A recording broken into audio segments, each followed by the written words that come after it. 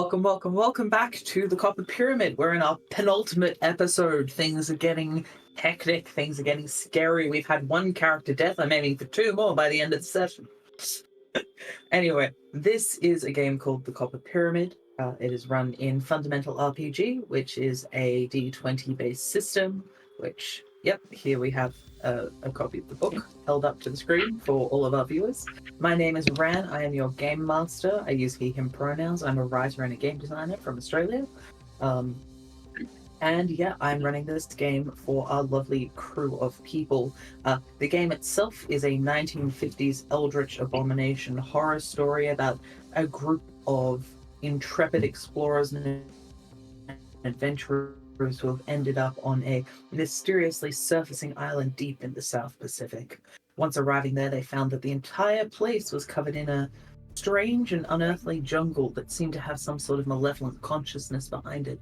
They've been exploring a series of equally strange spires filled with unearthing carvings and mythology of a series of gods who they've never heard of before.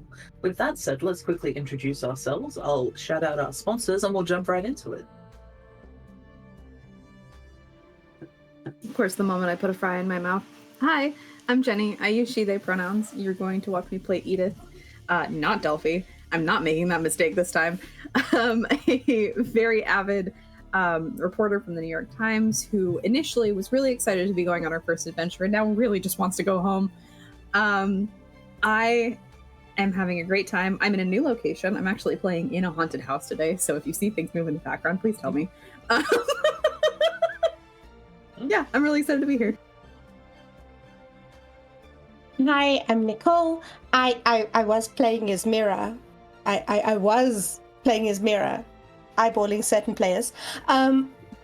Moving on, I'm now going to be playing Luke, a poor, traumatized man who has just lost the love of his life and best friend since he was 8 years old, and is very, very, very struggling to deal with this issue right now in light of being pushed off a tower.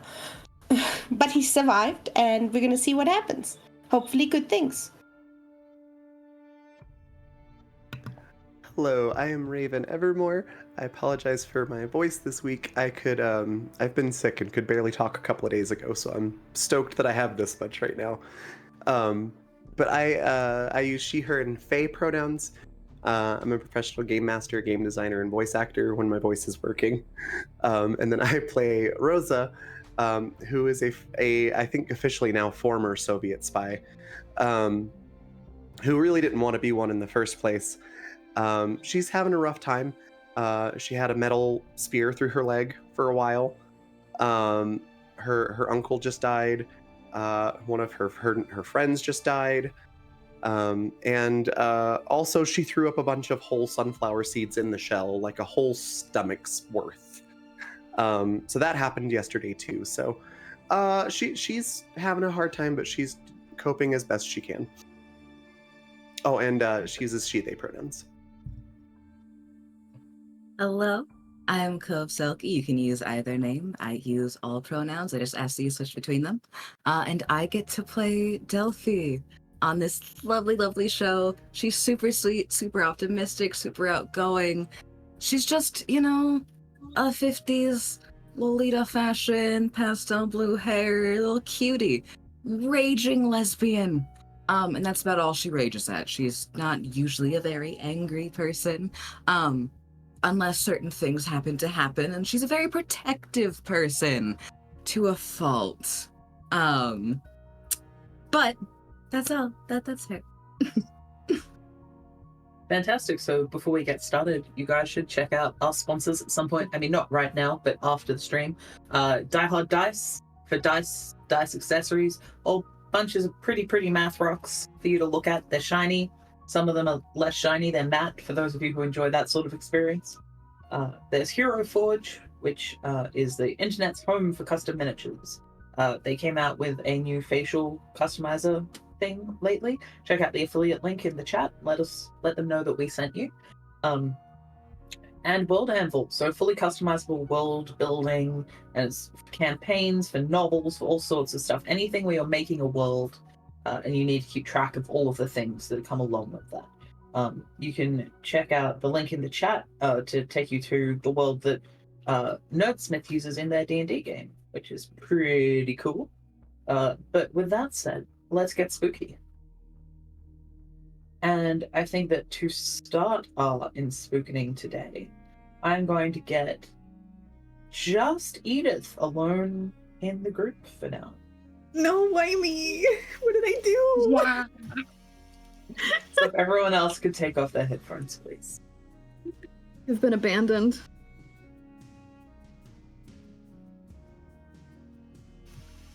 What's up, Bran? So, How can I help you? Edith, you go to sleep, as everybody does, right? You're all resting up after the fairly traumatizing experience that was the last night, the last day of traveling through the Black Spire. I As you will go to say sleep- she has fallen asleep on top of Delphi, next to, like, tucked up against Rosa. Oh, bless. All in like a little cuddle pile. Yeah. Good stuff. Also, safety in numbers. You wake up in a lush green clearing.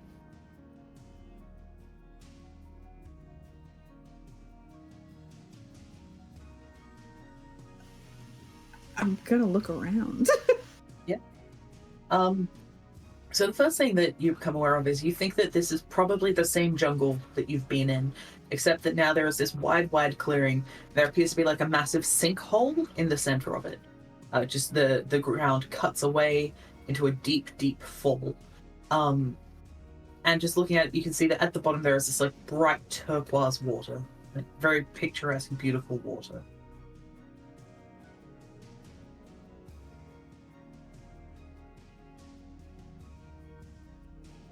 I'm not planning on touching it, but can I get a little bit closer to see if there's anything specific about the water, in the water? Yeah, for sure. Give me a sight check. I'm actually better at those now.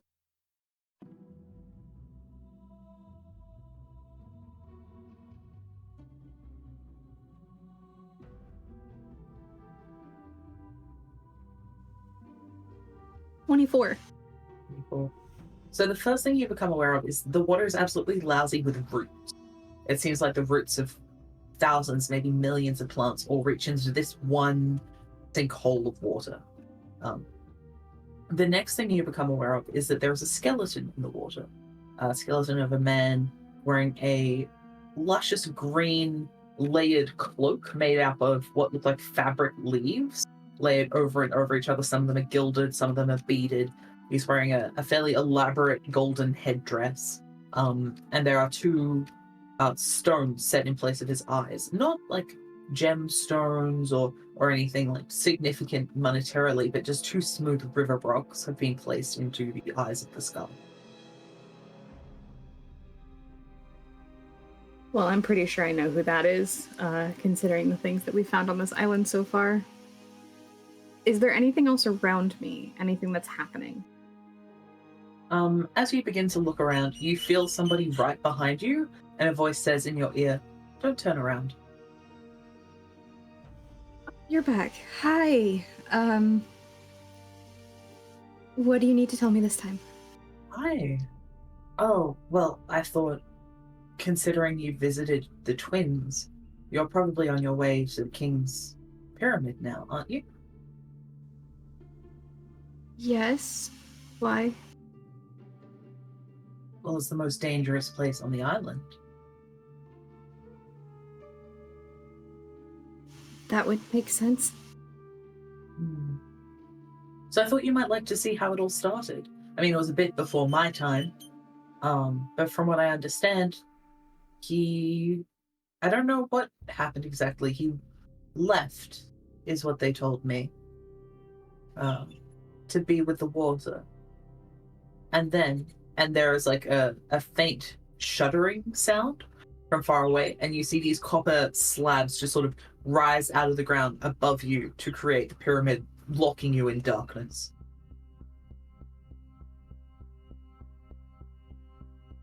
We built the pyramid to keep him safe. Everything that was built on this island is to keep somebody safe. Speaking of keeping somebody safe, can I ask you a question? Of course, anything you would like. I'm not the only person here you've been talking to, am I? No. But you are my favorite one. Right. About that. Did you talk to Esmira at all about killing me? I spoke to Esmira. I tried to save her life. But in the end, other forces were working against her.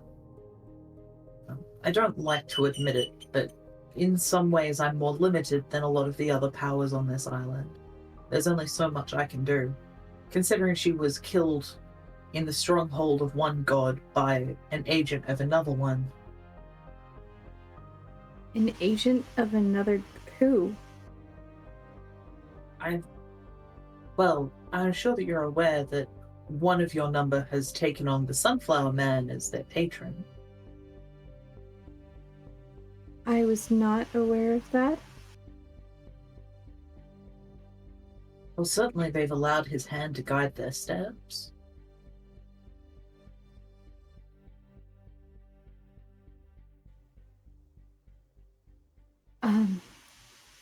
Okay. Or Is have you that not noticed the madness?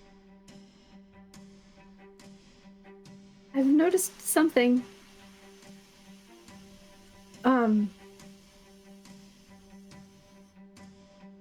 Why do you talk to me? Why are you telling me all these things? Giving me all this information? I want you to be happy. I mean I'm not. No, This but island is terrifying feel and I like- want to go home. Of course, everybody wants to go home.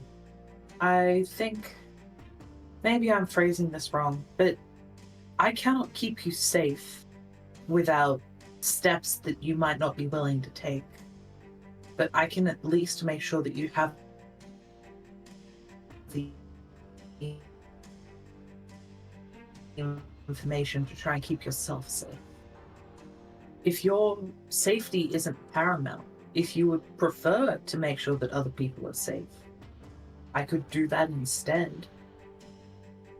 I mean, I want to live, but I want the other people I'm with to be okay too. Which is more important to you? Does one have to be more important? I could ensure somebody's safety in return for a life. I could make sure that nothing happened to them. They would be safe completely and utterly. But to do that, it requires fuel. I'm not a sacrificing true anyone. I'm not doing that. I won't do that. Not even yourself? I have parents to go home to. I have family. I have a job. I have a life to go back to after all of this. I think all of us deserve just as equal a chance of survival than anyone else, and I'm not taking that away from anybody, including fair. me. I've always admired your sense of justice, Edith. I think it's a great one of your personality traits. Something I wish that more people had. But that means that all I can do is give you what I can give you in dreams. Because dreams don't require power. Changes in the real world require power. Would you be able to give me more information while I'm awake? Yes, but you would have to do something for me in return. What would that Not a be? life, but if you were to blind one of your eyes, I could see out of it, and through that I would be able to communicate.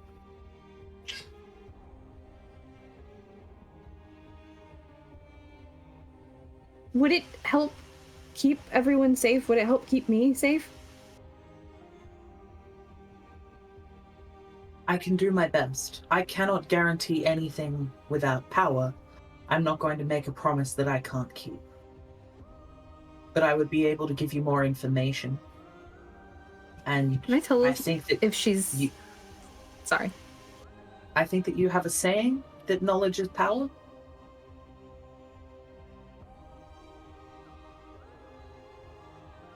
Can I see if she's telling me the truth? Like the whole truth? Give me an empathy check.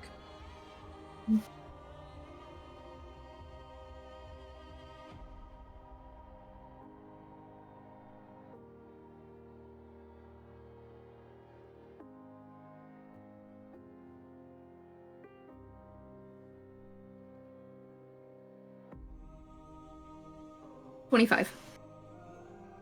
It's not the whole truth, but she is telling what she hasn't told you a lie. She's just, there is more to this than she is saying.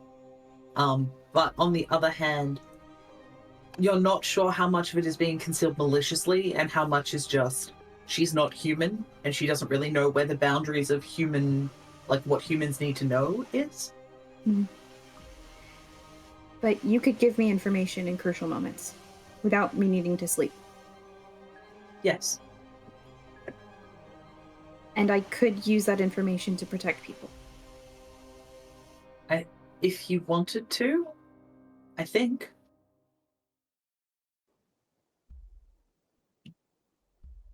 Okay. I'll think I will about admit, it. Edith, I have never cared about more than one person at a time.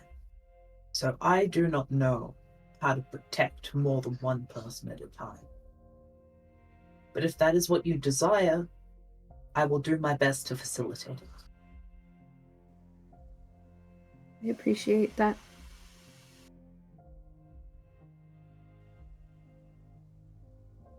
If you decide that you would like to, you will need to invoke me by name.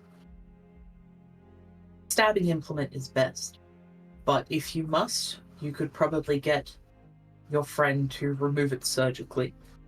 The name that you will need to speak is Kurai.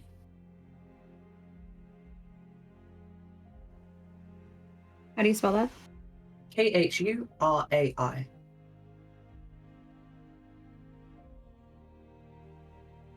Sorry, one more time. Khurai.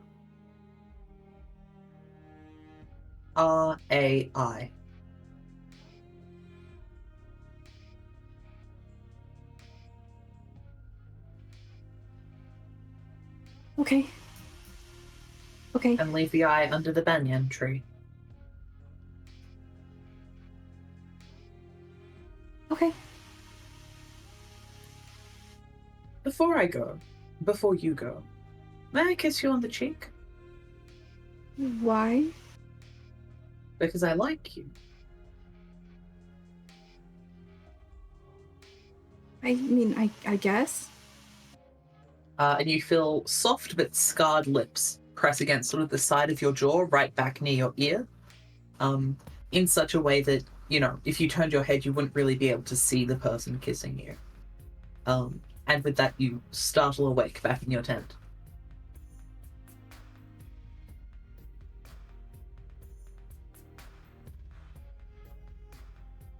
Okay, so everybody is resting right now.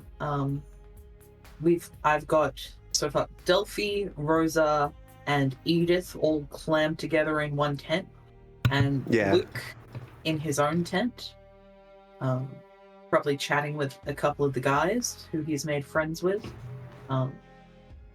as the only person here who was actually rested properly in the last day. Which means for a second, I'm actually going to jump to Luke and Dr. Dazai. Cove, if you wouldn't mind picking up your NPC for a little while. I gotta unmute for this. That helps. Yes. So we have Luke, Dazai, and one of the sailors whose name is Harry, the English guy, all sitting in the tent. Sort of in that quiet late night moment. As everyone's sort of pressing Luke for what happened. He's really the only person who's spoken with everybody. Luke is still a little bit in trauma mode. He's kind of, you can see that it's hitting him that Esmira is gone.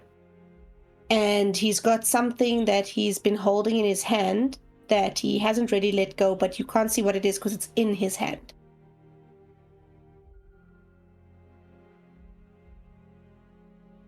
My real question, this is Harry speaking, is what we're going to do next. Because, I mean, we're not expecting a boat.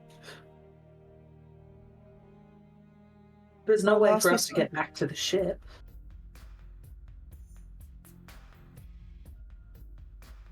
Well, we don't really know what's happened in the temples, but something must be happening. We can't stay here forever. And I mean, all of the ladies who have gone in there, every time they come back, they're acting stranger and stranger. Strange. And he looks at Delphi, he's like, homicidal. Desai. Homicidal. Well, she pushed me off the top of the tower. It is true. I wouldn't call that friendly. No.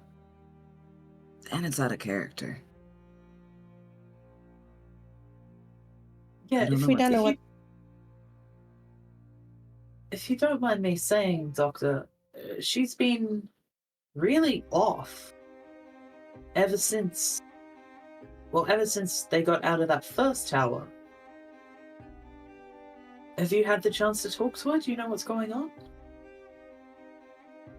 Unfortunately, on both accounts, the answer is no. I've noticed the behavioral shifts, that's for sure. She is definitely not the same person we came here with. But I suppose we also don't know what's happened. There's a lot of things that could account medically for behavioral shifts, whether that actually changes anything or not. But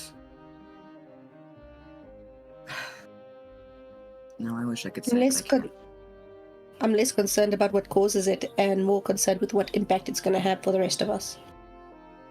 We're running low on food. We're running low on water. We have to figure out how to get off this island. Or at least get back to the ship.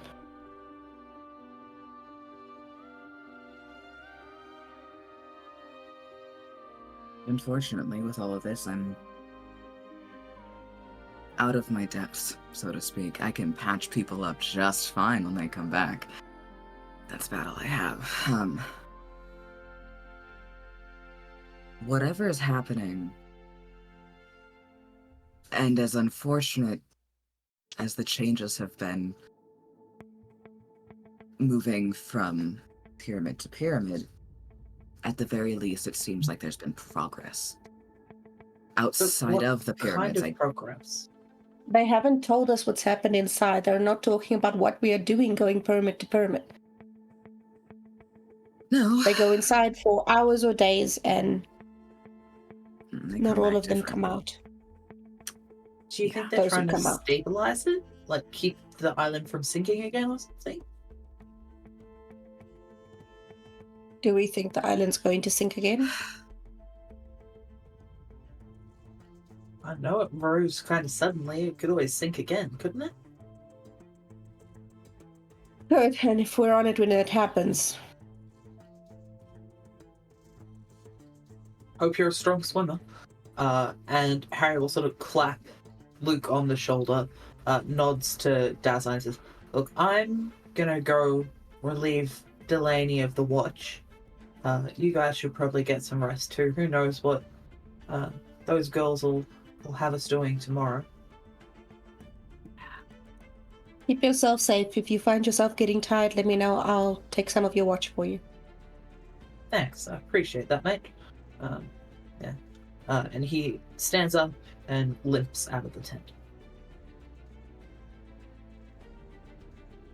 So Luke looks at Dazai and he's just like, there's more going on here than we know.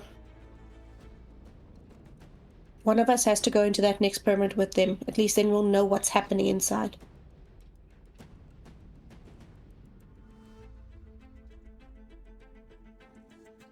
I don't know if I would be welcome at this point, though. Do you think you can talk to her? I think I can give it a shot. She is one of the most stubborn people I have ever laid eyes on. But occasionally she does listen to reason, so. I'd appreciate if you could see what you could do, Doc.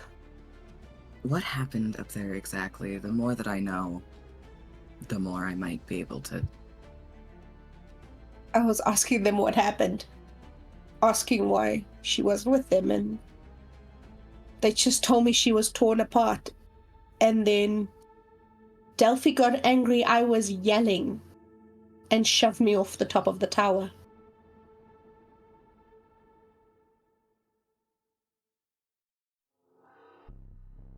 I think the others were going to help her if I hadn't have gotten away.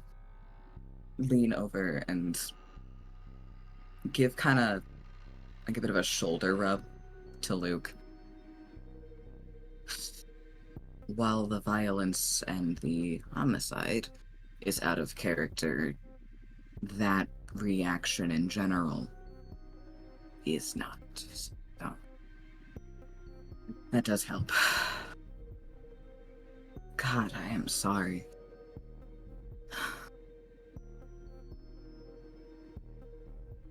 I'll talk to her.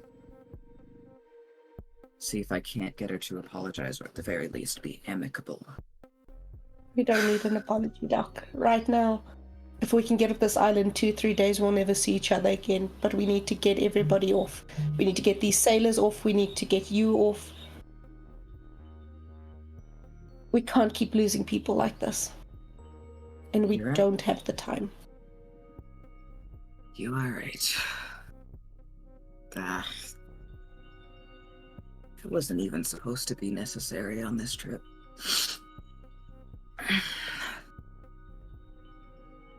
Neither was his mirror.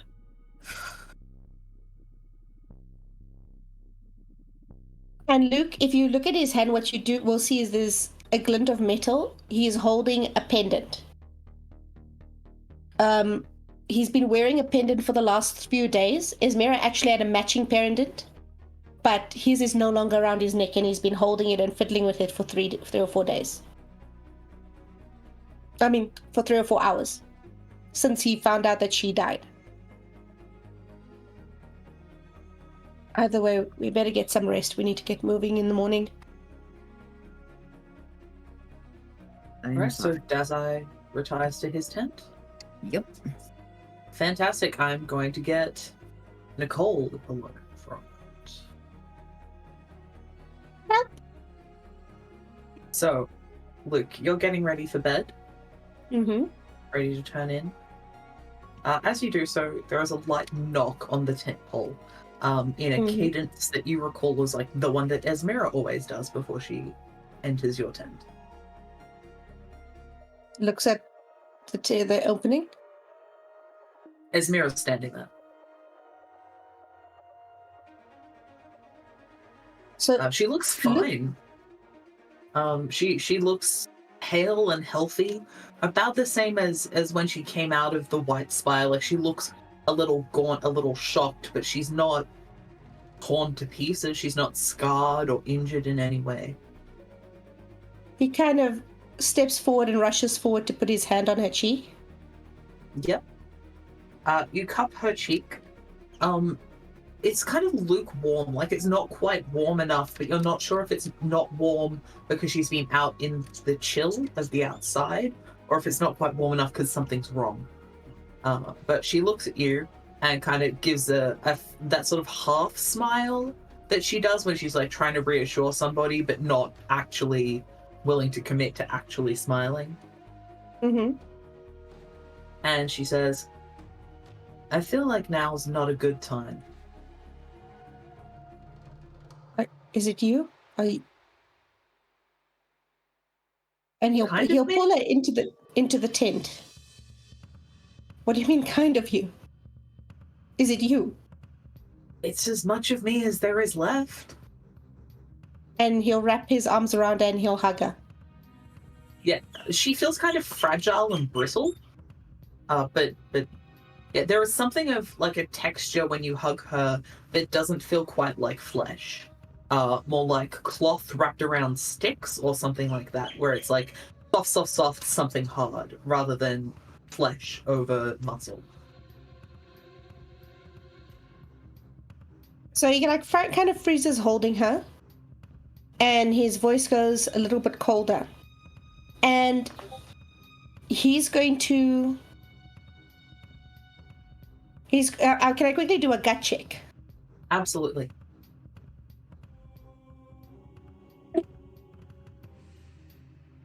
That is a 21. This is not all Esmira, but it is partially Esmira.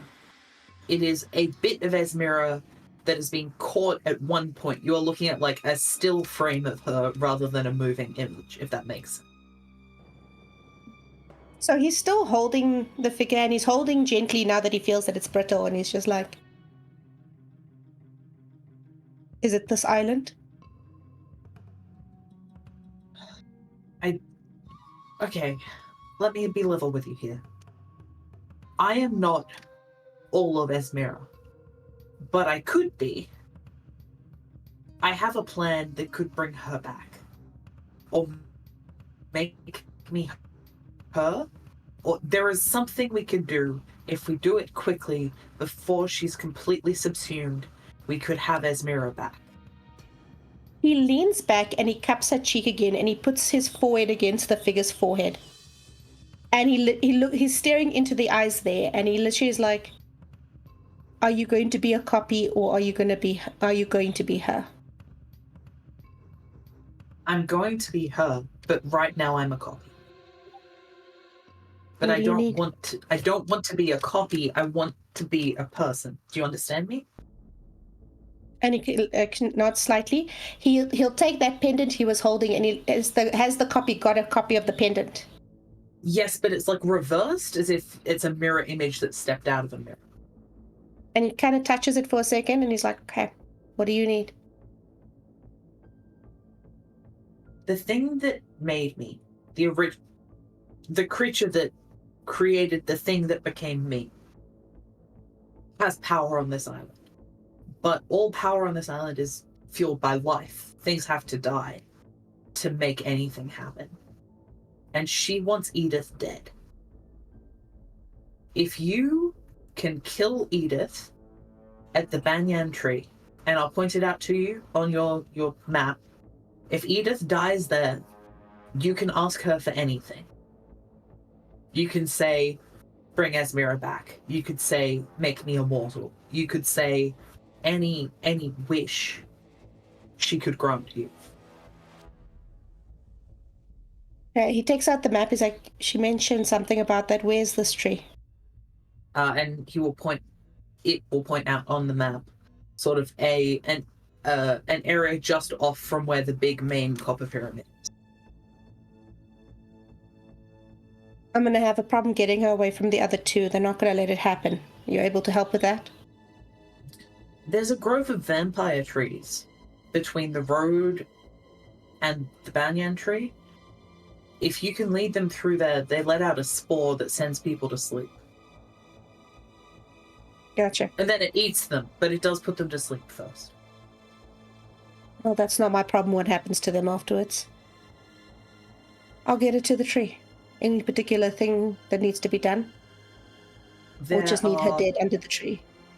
There are stakes under the tree. You'll need to... I think the term is crucify.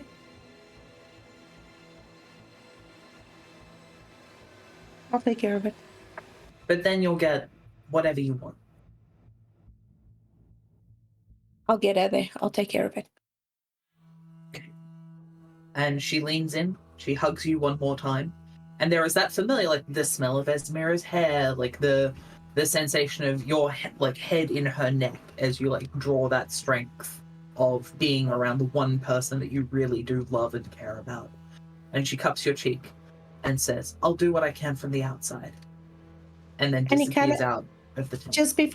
Just before she goes, he holds it tighter, a little bit tighter, and he says very softly, he's like, if I can't get you back, I'll make sure none of them get off this island. I don't think I would want that. But I kind of appreciate it anyway. I know. You wouldn't. And he brushes the hair back before she goes. Yeah.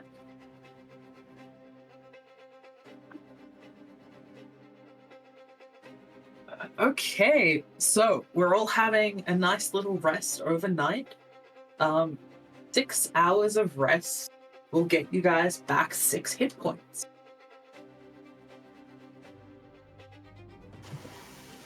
I wanted to do Delphi- something before everyone else got up. That's fine. Delphi and Rosa, you do not have like weird bad dreams. You do not have anything strange happen. You just knock the heck out. Like you've had a hell of a couple of days. The fact that we get to have like pass out, you know, cuddle puddle with nothing creepy happening actually frightens me more than something creepy happening. I accept this. Don't worry about it. Excellent GM is excellent. You have scared us off sleep. Thank you. Scared So awake. what did you want to do, Edith? Well, I think the big thing is if she wanted to do it without anybody else being awake, especially Luann, I don't think that she could do it herself. So she's gonna try to quietly wake up Delphi.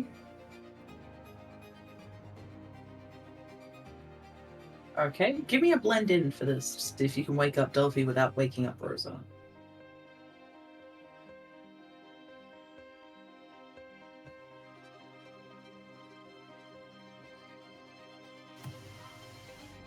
Not the best, but it's not the worst. That's an 18. 18? Yeah, I think that seems enough. So she's just gonna kind of shake her awake, kind of gently.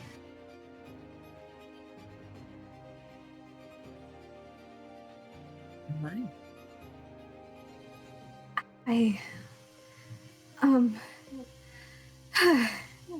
She's probably shaking, like kind of out of breath, like a little pale. I need your help with something. But we gotta do it quietly, if that's okay. I trust you more than I trust myself. What's happening? I'd do anything for you, of course. I need you to take my eye out. What? It's a really Rosa, long give me a story. hearing check. Thank you.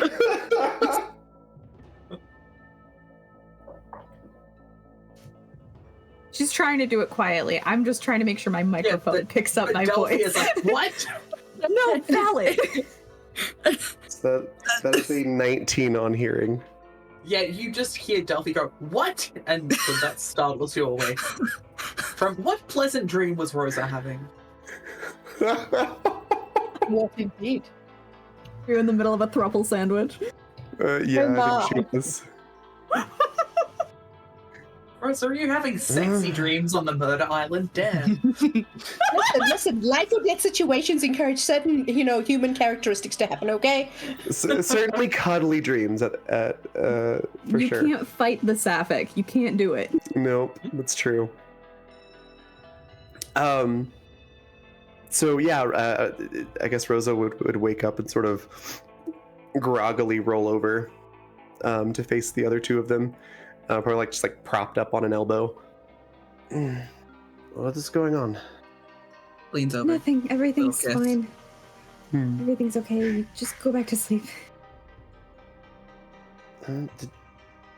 No. Sounded like something. No, was... no. Pulling Rosa I think Edith just lied. I can't do that. I'm so sorry. physically can't do that. Edith just lied. Take 1 point of damage. All right, I'll take that. Oh goodness. Next one's going to be 2 points of damage. It's just going to keep building to the archer spell. I know. I'll accept it. That was a player blunder, but I'll Yeah. accept it as fact. Rosa is struggling to get up, but is very not protesting wherever Delphi is wanting to take her. Crazy.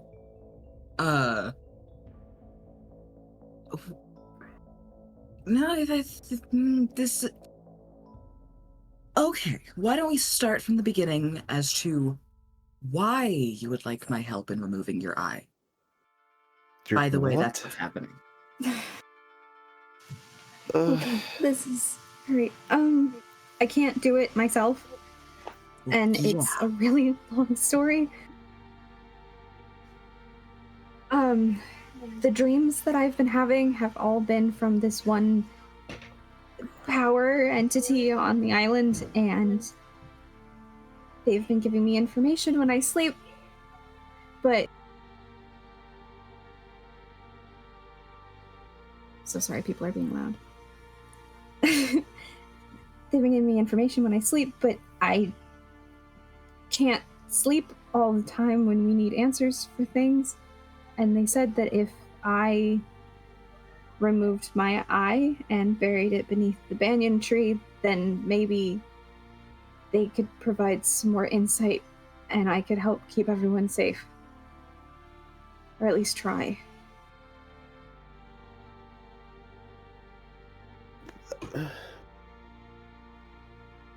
Up until this point, I've been useless, and I don't want anything happening to you either, and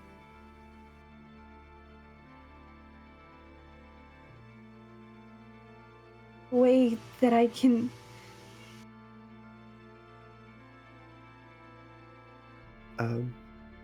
I think Rose is gonna move over and put an arm around Edith. You aren't anything but useless. I don't think I would be here, like, mentally, emotionally, without your support.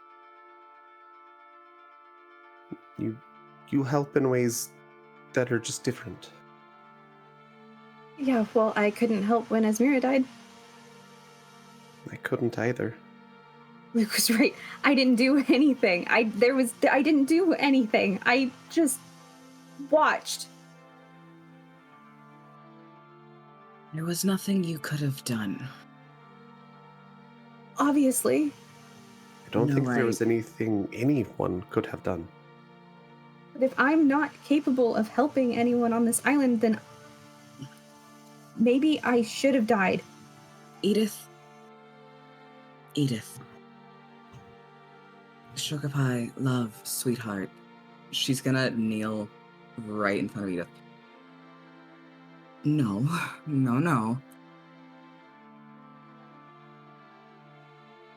I'm just gonna ask that you don't hate me for this. If you do, that's fine. There was nothing you could have done for Asmira. Because I'm the reason she died. There was no way you could have stopped it. To my knowledge. What do you mean? What do you mean? Yes, you're going to have to run us through that slowly, please. All right. Well, the simple version, actually, I don't know if there's a complicated version. We were in that room, and there was the bowl. And in order to get out, we had to give something, and the more the thing meant that we gave, the more we would get. And we had to get the key. We had to get out. So why would you pick Asmira? They said you could sacrifice a thing, something, right? Like a It had to finger or a matter. hand or an arm. Yeah, It those had things to- matter. They That's all. don't to me. That's the problem. They mean nothing to me. Remember when I lost my finger? I've already done that once. It didn't matter. Things that happen to me, things I lose, people losing limbs, that happens all the time. It doesn't matter. It would have done nothing.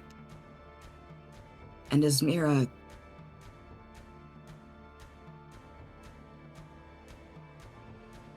Asmira mattered to me.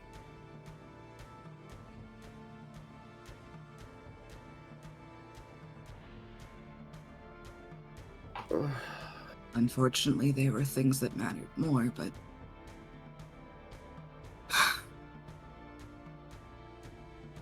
But you couldn't have done anything because you were not at fault in the first place.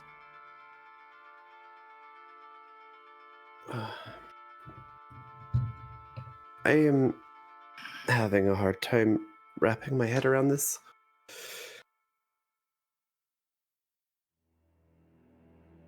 My uncle, I can understand why you did what you did. This one... You could have asked one of us to sacrifice something. And then you'd have to live with that. And then what if it wasn't enough?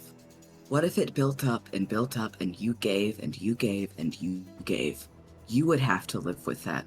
Rosa would have to live with that. I already had to live with the blood of 2 people on my hands.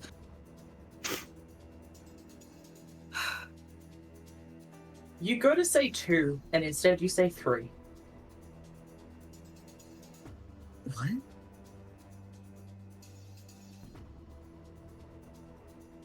But... No. Before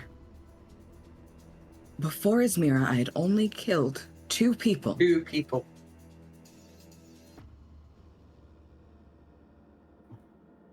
Who else did you kill? And it doesn't change when I say kill, right? No. But I have the blood of more on my hands.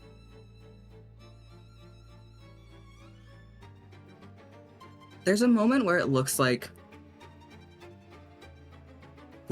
Delphi's on the verge of cracking.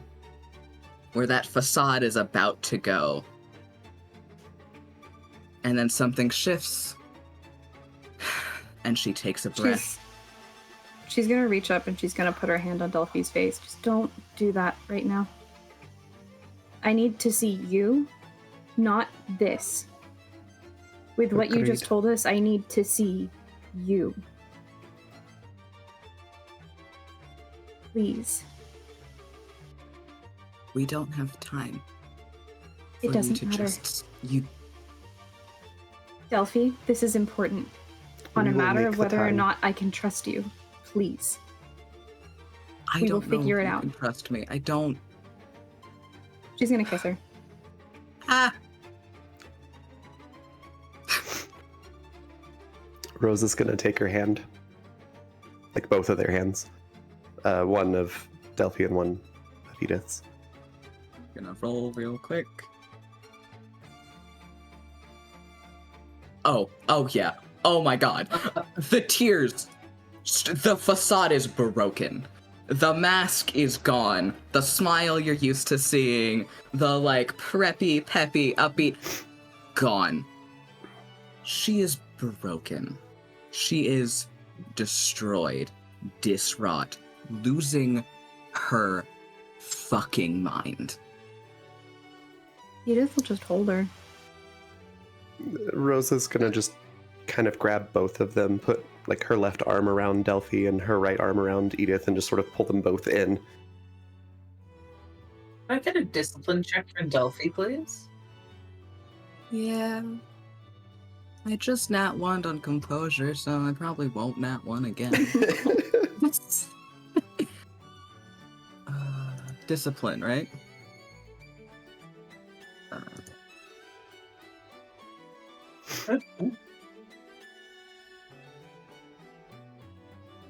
Yes, please.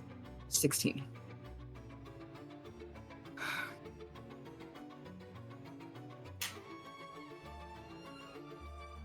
$16. 16. Okay, cool. Alright, yeah. You're all snuggling. You hear the sound of something wooden hitting the ground behind your shoulder, Edith. 16? Yep. You guys hear me? Oh, there you are. I guess it Yeah. chopped it. What was the sound of something wooden hitting the ground behind my shoulder? Turning around, there is a mask on the ground in the shape of Delphi's face.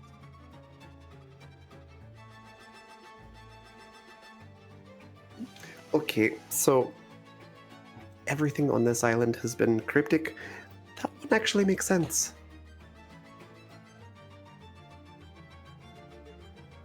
Delphi currently has her face buried in your shoulder. You can't see what it actually looks like. I'm gonna take her shoulders and kind of push her back. There is a bit like, you know when someone cracks a mirror by being punched and there's like the radial split going out? There is that. It looks like someone punched her sort of in the cheek and it's split in multiple directions. And you can see little bits of different faces all making up one face. Like, you're like, that is Norma's eye. And then Rosa is like, that is John's left cheekbone. And that is, like, part of Delphi's face. And then someone else's face that you don't recognize. And someone else's face that you don't recognize, like different skin tones. And there are, let me think, 5 different faces.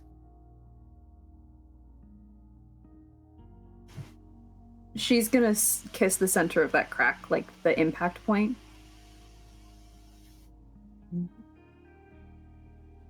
This island is really fucked. Everything that's happened is really fucked. I don't swear. I never swear. What happened, what you did, what you sacrificed, that was really fucked. But I'm really glad you're showing your whole self, whatever it's become. This is kind of what I meant before. About the honesty. That's what I told you. I have something else to ask. I still need your help with my eye. I'm dead set on that one. But did you make some sort of pact with the Sunflower Man?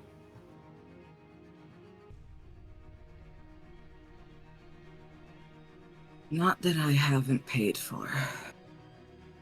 There have been transactions, but nothing lingering. They're done and gone. That would have been nice to know in the moment. One was to kill John. Not John specifically, but in order for me to live, someone had to go in my place.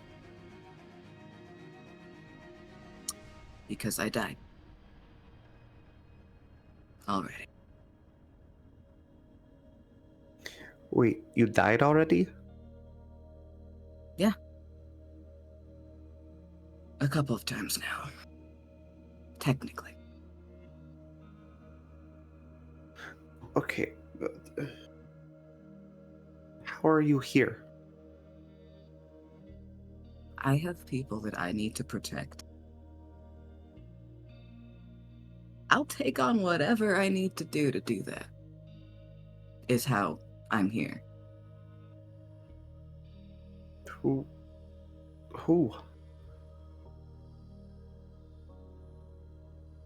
You guys are up there. You guys are both in that second place slot of people I would do anything for. I would never have asked you to do this, least of all You for me. didn't. You They're never not had worth that. to. I'm sorry. I've killed for you on several occasions, and you think I'm just gonna let that slide? You think I'm just gonna let you think that you're worth... We don't have... Okay. Edith, I will help you. If you're dead set on it, and I cannot change your mind, but I'm getting Dazai to help. That is my condition. Don't let Luann over here. Okay. Am I back? Can you hear me? Hello. Yes. Yes, hi. I'm so sorry about this, guys. It happens. As I was saying before stream started, currently working off a mobile hotspot because the Wi-Fi is not yet working at my new place. But also, apparently my phone is having trouble keeping reception. Oh no. Yeah, so we're doing our best. So as I said, there was a cheerful rap on the tent pole saying, someone outside goes, breakfast! And then after a moment's silence, there's a, you ladies okay? You're all decent in there? You're all gonna... I'm all right? naked. Okay, well, I'll just head out then. You guys come out when you're ready. Fully dressed, please. Thank you. Oh, Under he any is other sweetie pie. circumstances, that would have been hilarious. Look, Delphi. Yes, we'll put a pin in that. I didn't mean that the way I think you took it. Edith, how can we trust that these things will do that if we sacrifice your eye? They've been keeping their promises so far, it seems. Well, we also were told if we didn't kill you within 24 hours, we'd all die, and we're all, most of They us, didn't say still when here. we'd die. Technically, we all will die at some point. I could make the same already promise then. Also want to return back to that later. Besides, it's one eye. It's not like it's my hand. I'll still be able to see, and I was never that great of a pitcher anyway, so... You know, I don't trust the if I island. can do something to help you both, I will. If I can do something to help the rest of everybody, I will. Rosa's going to shift a little bit and gently cup both of Edith's cheeks in her hands. And just sort of gently move her face closer to Edith's and look really just like deep into her eyes. Your worth is not what you can do for other people. I know. That is not where your value lies. I know. But I still want to. I want to help. I need to help. Why? People have been dying and getting hurt all around me, and I've been able to do nothing about it. I lost Norma because I couldn't do anything about it. And maybe this will help. All right, we're going to move this scene along. Yep. Because we've been on it for a while. So I think we're going to regroup as you all share a very scant and meager breakfast with Luke, Dazai, Luann, and a couple of the sailors. A couple of them are standing watch currently as well. So Before he sits down to eat, Luke will take food to the guys on watch. yeah.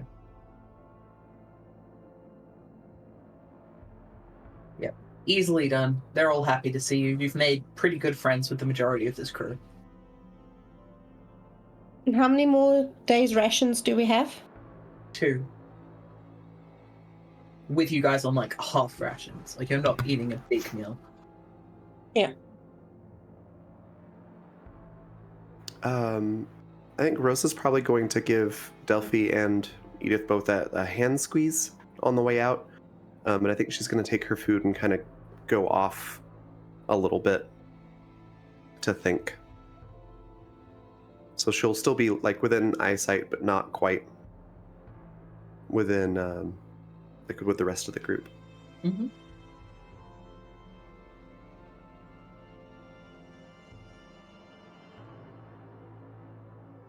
Delphi's gonna go Does find Abel? Luke. All right.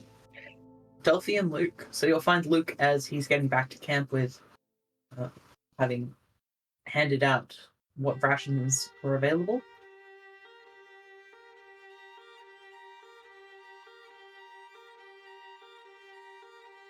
Is it the last person you want to see right now? That's fair. Maybe not the dead last. That's an upgrade.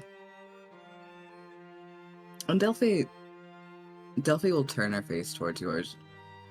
And there are tears just rolling down her cheeks. Question, did Delphi put the mask back on before she left the tent? Nope. Okay.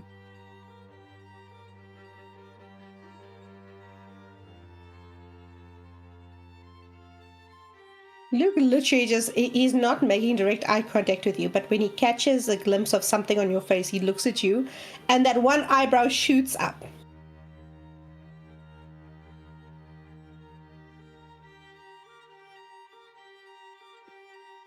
Yeah. So sorry.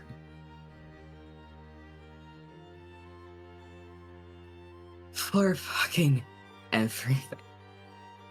For how we treated you. Getting out of that pyramid. For how things escalated.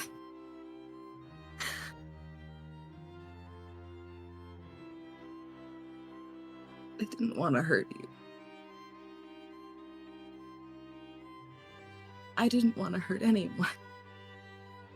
How does he check how sincere she's being right now? Empathy. Versus charm from Delphi. Do I have to roll if she's telling the truth? You do Well, just to see how persuasive you're being. That will be a 19. 32? You believe she's Jesus telling the Christ. truth. I'm guessing so.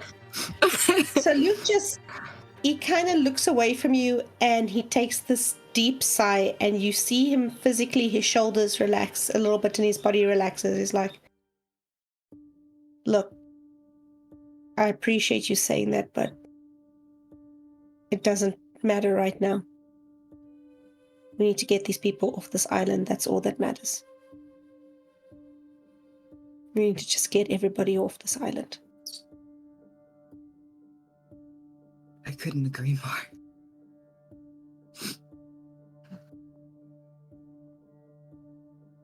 Besides, it looks like you've got a lot going on. And he kind of like nods at your face. Shit's fucked. Yeah, it really is. Anyway. Just couldn't leave things the way they were. Delphi will turn and she'll walk off.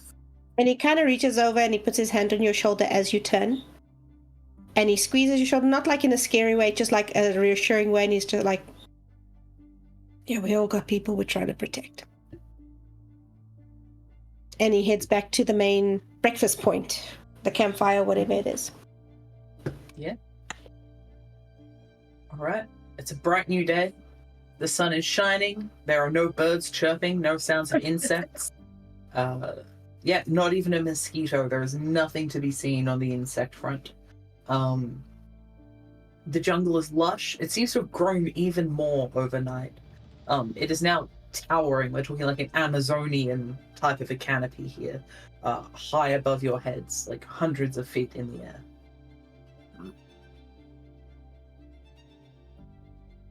The light is Well- diffused. It's surprisingly cool down here just because all of the humidity is getting trapped and kept low.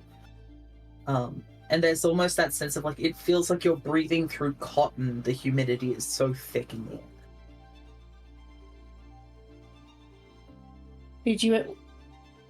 Why are we going to each of these things? I mean, there's nowhere else to go on this island, but are you at least finding something inside? I'm finding bits of Yeah. story. What's the story? There's multiple powers on this island. Sort of how they came to be. And what it seems like we're kind of shutting their power down. Each of the pyramids, when we go through them, we end up taking something from it, and they're no longer dangerous. What did you take? Keys.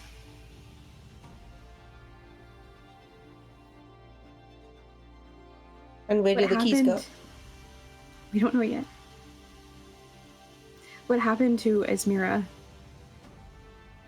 was part of the pyramid. It was part of the danger.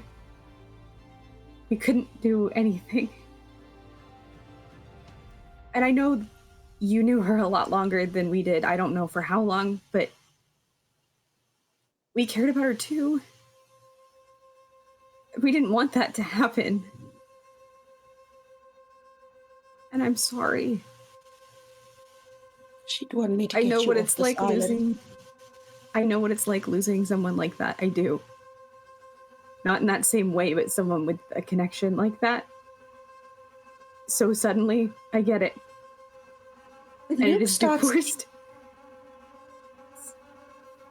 Continue. as you speaking, Luke starts actually tearing up. It is the worst fucking feeling in the world because it feels like you didn't do your job to take care of them. You didn't do your job to protect them. You didn't love them the way you were supposed to love them. And there's so many things that went unsaid, right? So many things that you will never, ever get to say to that person. And I, right now, what I'm trying to say is I'm sorry. As Edith finishes that, you hear a scream of alarm from outside camp, probably in a way that the person who made it would prefer to be called a manly yell, but is definitely a scream. Yeah.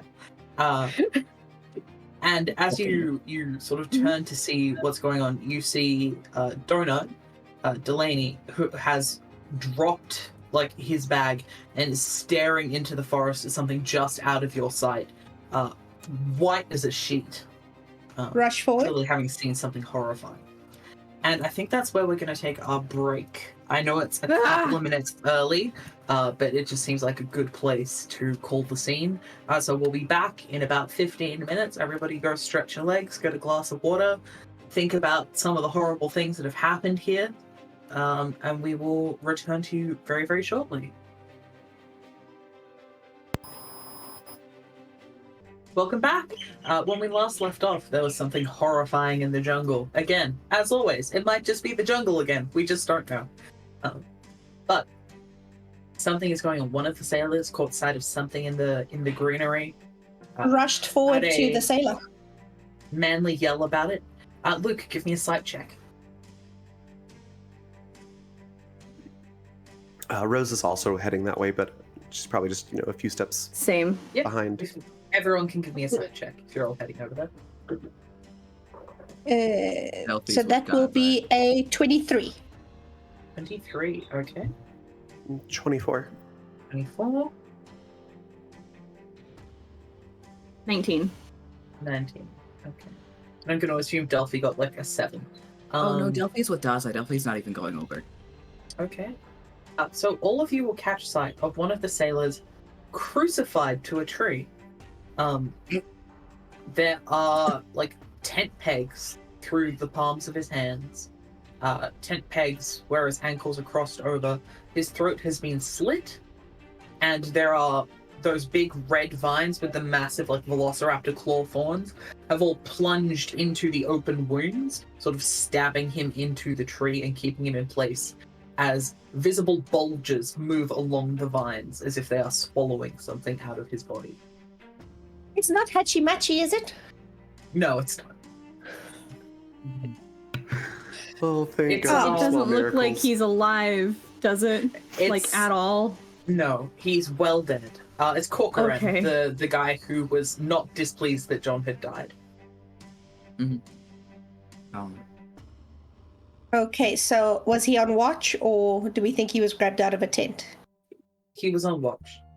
Luke saw him maybe 10 minutes ago when he went and brought him some food. Okay, get away from the tree line. All of you get away from the tree line. Edith's gonna back her chair up. I'd like a discipline check from the people who saw this, please. Stop making me do discipline checks. No. 19. 11? 11. 19. All of you are going to take a witness. Hey, it's my very first one. It is. Yay! It's Luke's very That's first my one. third. Yes. So you can write down the Crimson Vines. Could you refresh me just very briefly on how that works? What they Yes, are? so when you take a witness, it is a mental scar, a traumatic memory that you're unable to put out of your head as you see something that could not exist in reality. You heal 1d10 hit points, but this Wow. continues to scar you forever. When you reach 3 witnesses, let me know, because then you get what is called a strange power that comes to you from having seen so much of the Eldritch. And when you fill your witness ladder, I get your character. Okay. What's my strange, Ran? Oh, is that your strange? Interesting. That's Okay, my I'm third gonna get witness. everyone else to pop off their headphones then, as Edith sees something. So, what are your 3 strangers? What are your 3 witnesses? So I have the Tale of the Good Gardener. I think Yep. that was from session 1 or 2. Mhm. The Reflection of the Corpse Catcher, which was last session. And then this one, the Crimson Vines. Crimson Vines. So it seems like they're all about sort of movement where there shouldn't be movement. I think that a cool strange for Edith would be if people aren't watching you, you aren't contained by the rules of where your wheelchair can go. As long as you could, theoretically, the wheelchair could set up in the space you end up in, you can be there when someone turns around to see you there.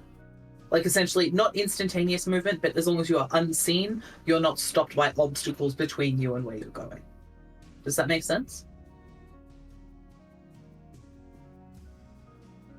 That's pretty damn cool. Yeah. Strangers always are. Alright.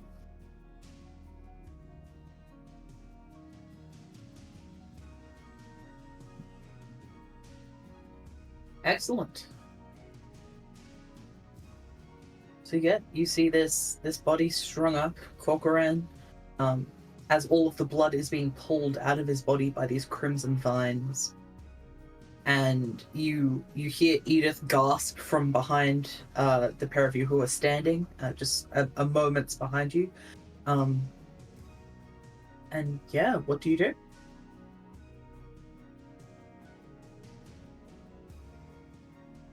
Can't hear you, Nicole. Sorry.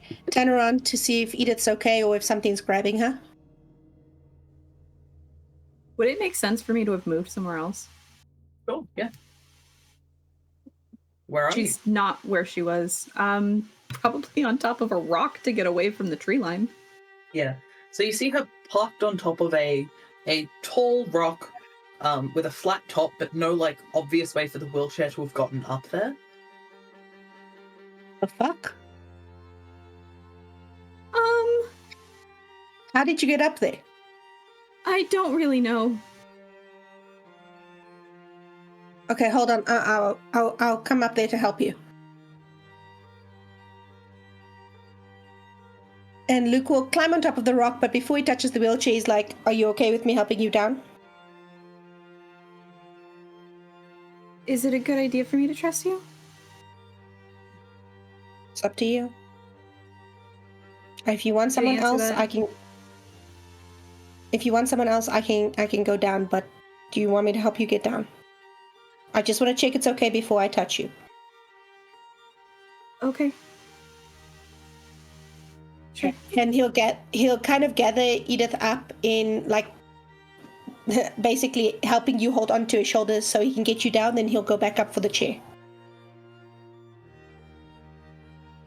I think Rose is probably limping up around that time. So he'd put Edith down with Rosa and then go back up for the chair. Perfect.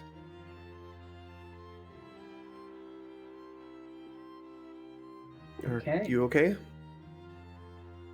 I don't really know how I ended up there. I just knew I wanted to be away from the forest. Okay. This fucking island. Yeah.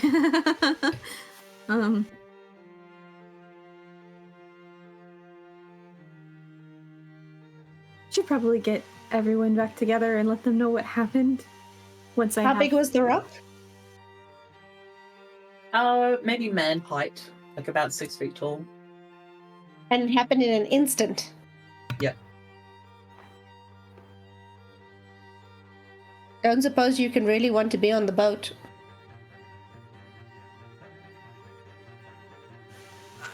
I don't know. Maybe, but I don't. What? Huh? I get the feeling that very- it wouldn't work like that. That's very far away. And also, even if Delphi can do weird things, a lot of people can do weird things on this island. Okay, even if I could do that, I don't really want to be on the boat by myself. Look, the others are still there, hopefully, but I get what you're saying. Yeah. So, we gotta get moving. Where are we going to? Well, And we ran into the Malaysian camp. I guess what was 3 days ago. So we survived 3 days. Could ask them for help. That's true. well, we got about 2 days worth of food left, so they're on the way back. Let's give it a try. We should, regardless, go let everyone else know what's happening. Yes. Luke will go and help everyone start packing up camp the way that I guess that the sailors and everyone have gotten used to. Yeah. And he will start telling the sailors no one's on watch by themselves anymore. Mm-hmm. Where possible, pair up. If you can't pair up, call me. I'll sit with you and watch. Okay. So as you're packing up, I'd like a sight check for everyone again. Nat 20. 11. 20. No. 15. 11.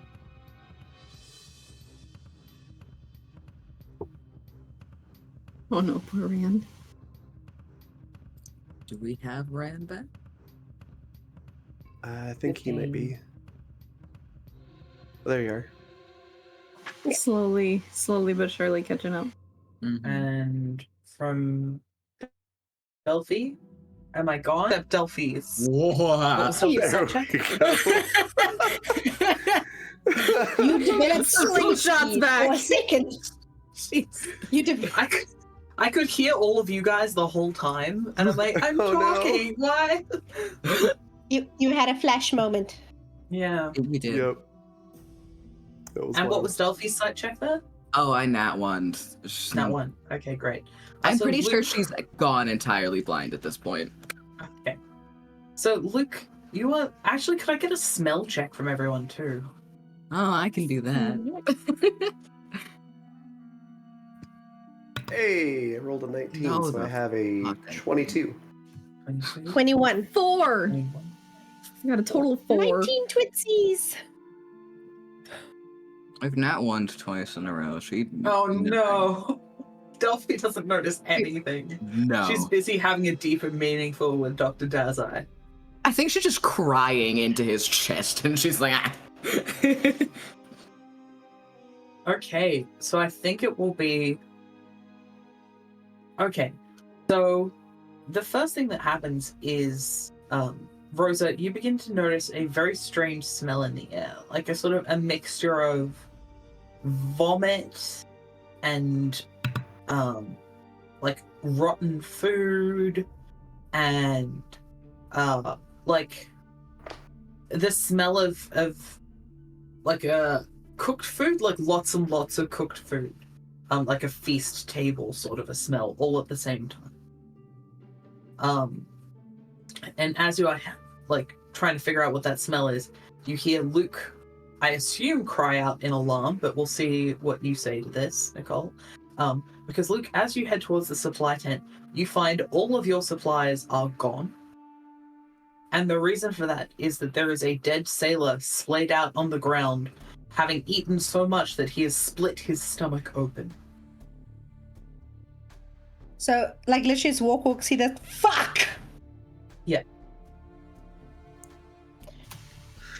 Is everything okay? What fresh happened? water dribbling out of his mouth. There's, like, he's clearly Stay over aspirated there. on food. Stay over there. We've got another body. Good to Look know. again, and which sailor was it? Let me pull up my sailor list. It is not Hachimachi. We will protect Hachimachi. I Are they fate points? He has a name too. I don't remember what it is. All I Neither do remember I. is Hachimachi. I thought those ladies were about to kiss.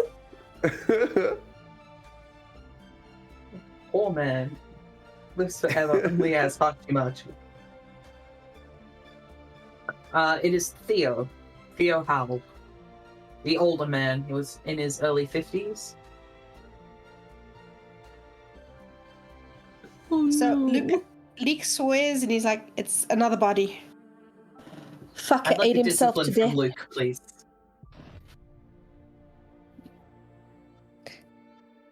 Ah, fuck. I don't suppose a 16's enough. It is not. You can write down consumption on your witness list. Oh. And that is when It's you notice fine. Got mixed the in consumption. with all the food and the water that's been spilled, there are also tons of glossy black sunflower seeds. Oh, I hate that. Like you'd been eating the food, throwing up, and then compulsively continuing to eat, Including the sunflower seeds. including the sunflower seeds. It is And he'll- genuinely horrifying. Who is Theo hanging out the most with? Probably Harry, the guy who you were chatting with last night. Is he still alive? Harry, yeah. He is walking with a cane today. But other than that, he seems okay. And Luke will kind of head over to Harry, like, Harry, Theo, did he do something we didn't know about? Did he tell you something happened? No, honestly. I mean, he's a quiet guy. I know he's got family back home, but other than, I mean, none of us are happy with what's going on, but He didn't eat anything? He didn't touch anything? I don't think so. He did say he was having strange dreams. But I kind of assume we're all having pretty fucking strange dreams. If you'll excuse my Yeah. French. Look, I'm sorry. Just stay away from the supply tent. He's gone. Yeah. Luke is going to see if there's anything to salvage, and if there's nothing to salvage, he literally will set the tent on fire with the body inside. Yeah, you set fire to a tent. No, when Oh. as we leave, we're not Yeah. burying. We're not. You just literally, it's going to be a pyre for the body. Okay. Yeah. There isn't much to salvage. Maybe 2 canteens of water and a single ration, essentially. 1 meal for 1 person. So we are down on supplies to basically nothing. We hope those Malaysians of yours will help, otherwise it's about to become a real hungry day. But speaking of, who got the next highest slight roll? Was it Rosa or Edith? I had a 15, I think. I had an 11. Alone. Okay.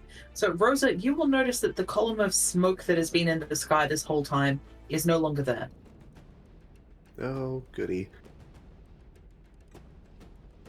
So all of us, we're taking the 7 days of ration off our equipment list, right? Yeah. Okay.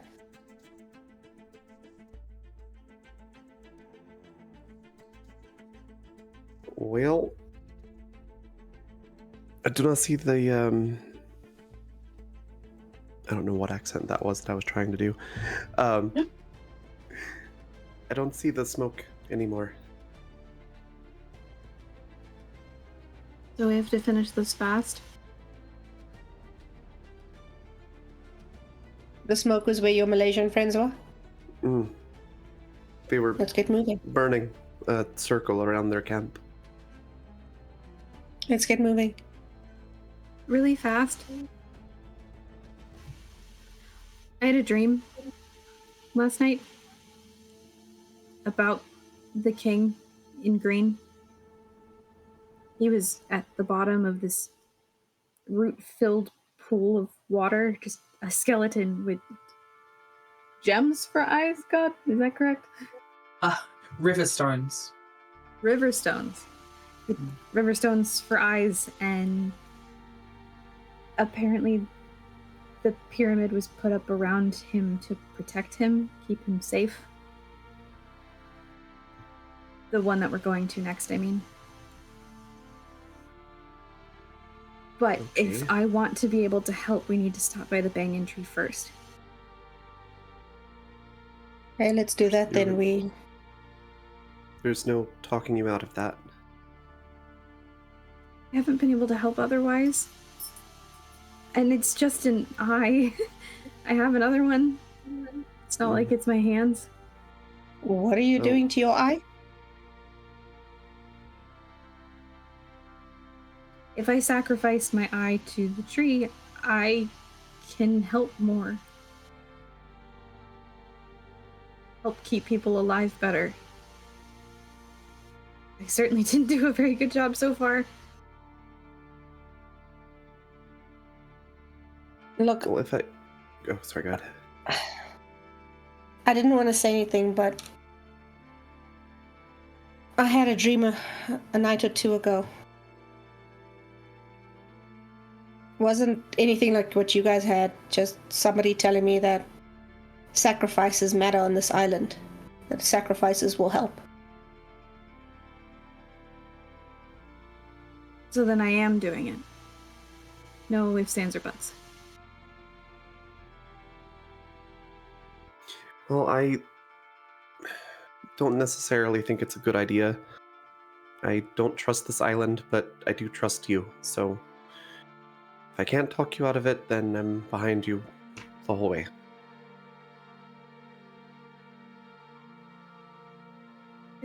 All right. So, making your way down the path, who's leading the way? Probably Rosa at the moment. Rosa's limping.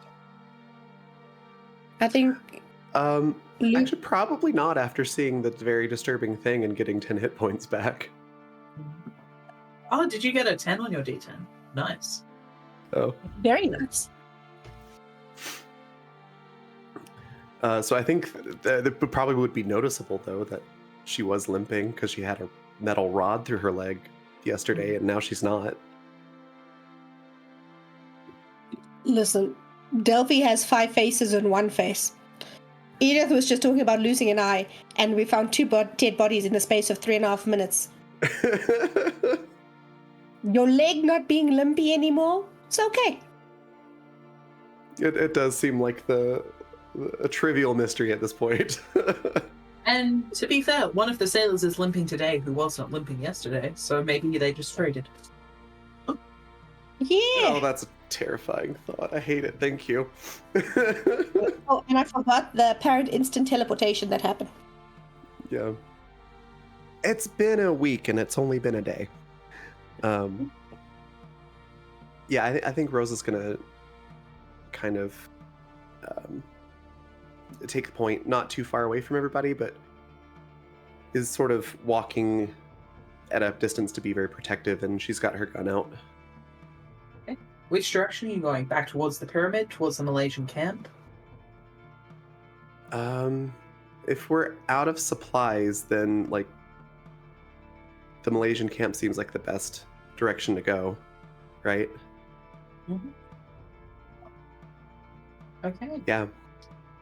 Can I get a sight check from you? Absolutely. It's not bad. That's a 12 plus a 6. That's 18. 18. So, a few times along this path, you catch sight of the hibiscus flowers that have the eyes in the center of them. But you could swear that rather than just being like a generic dark brown eye, you are seeing Edith's eye inside these flowers. Could I get a discipline check, please? Thanks. I hate it. I mean, I love it, but I hate it. Oh no. That's a 12. 12. You guys are rolling terribly this week. Terrible for your witnesses. That's another It's witness because of for how well Rosa. we rolled last week. We Yeah. rolled so well last week, and now we're Mhm. Really fucked. did, yeah. Honestly, like, this is the thing that I'm fine having a low roll on. So you will write down as a witness the eye flower, and you guys will see Rosa suddenly straighten up and begin to walk off the path into the jungle. Grab. Pull Yoink. back. Thank you. Give me a mic check. Everybody that tried? Everybody that tried? Everyone that tried? Yeah, yeah. That'll be Okay. a 26. I don't think. Oh. And could I have a mic check Natural from 20. Rosa trying to get away? Nice. Yep. Oh, +1 to might. Could I actually do nimbleness instead? Yeah, sure. Because I think that she would just try to like wiggle out of her jacket. Oh, thank God for that. I rolled a 2. +7 is a 9. You heard it here first, guys. Rosa loves to wiggle, but she's not very good at it. Alright. So I guess Edith just scoops Rosa onto her lap as she wheels past in the chair. No, we're not walking into the woods today. Thank you very much. Hi.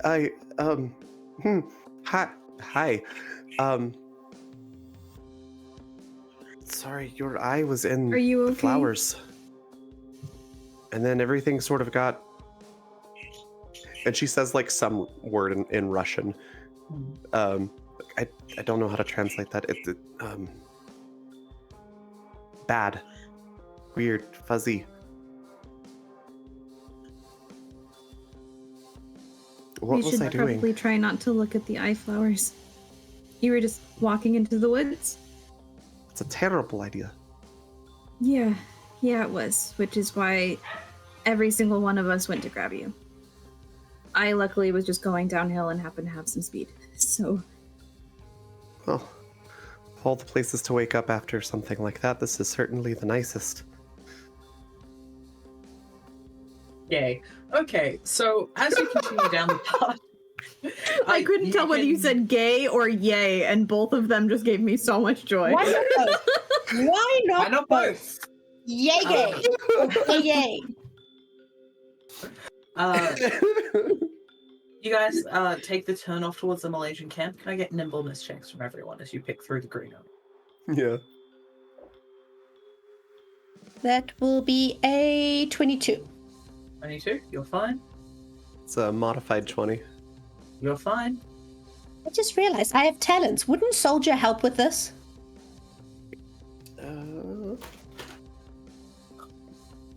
Oh, like training? No, I've got Yes, training soldier would be relevant here, yeah. and training hunter. That would also be relevant here, yeah. So 25. Okay. And how are Edith and Delphi, our delicate cosmopolitan flowers? What'd you do?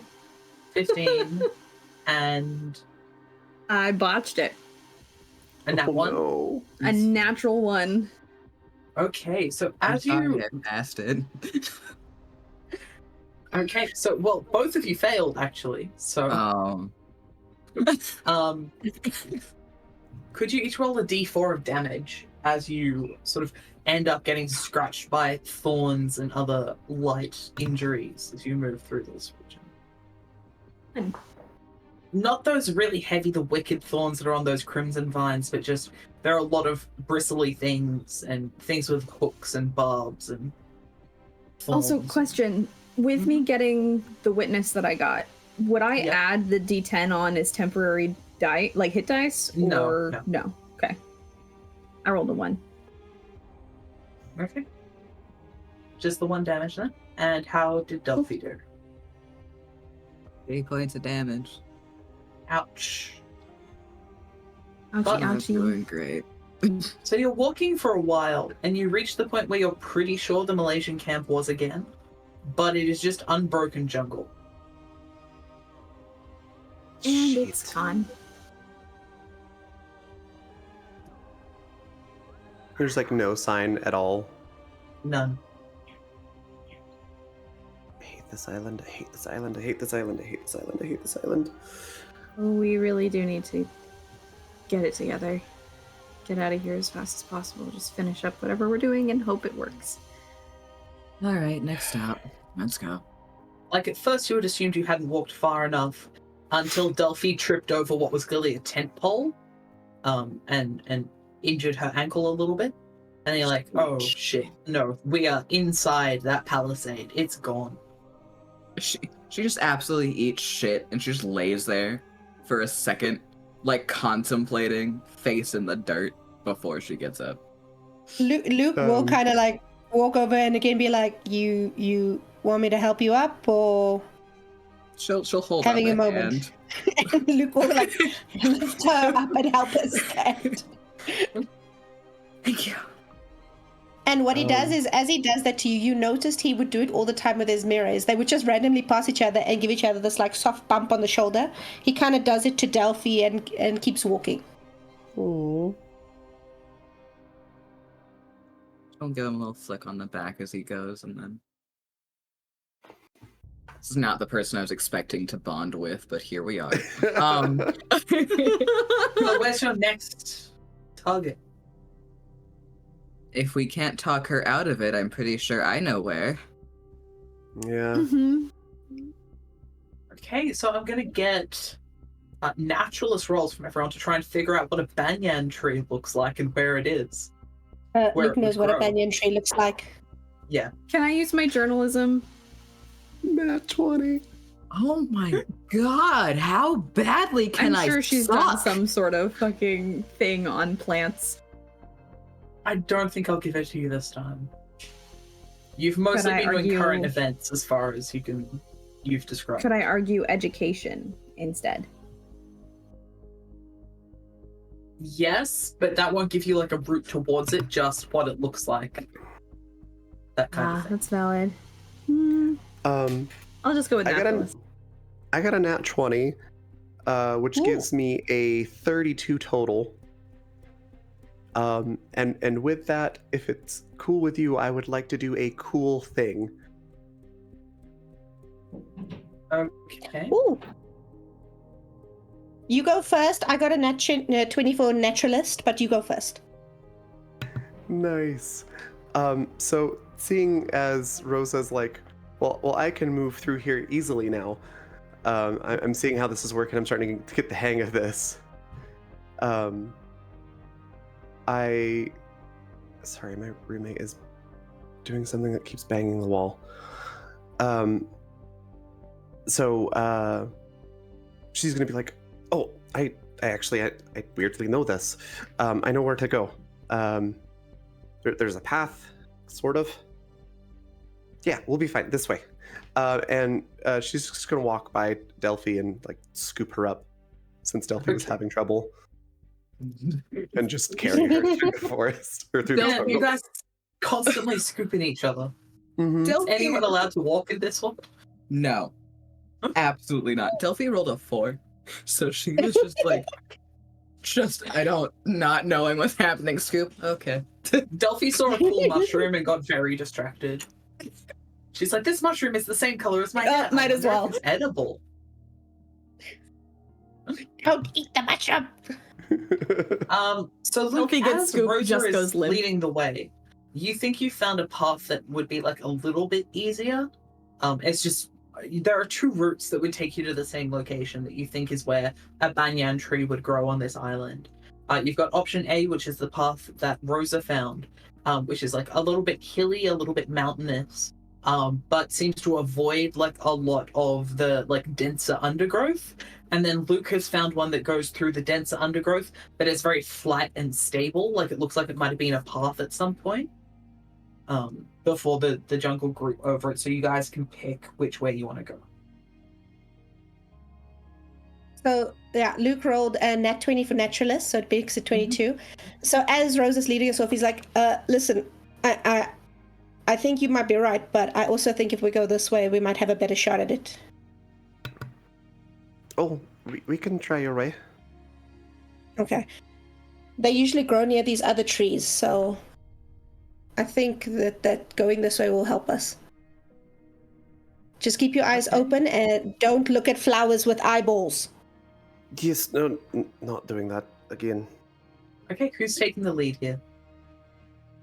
I'll take the lead for this length. Mm-hmm. Rosa will take the back of the line, then to kind of protect from the rear. Still carrying Delphi. Okay, so we've got Luke, then Edith, then Rosa and Delphi. And then all the NPCs. Yeah. Or are they waiting on the road?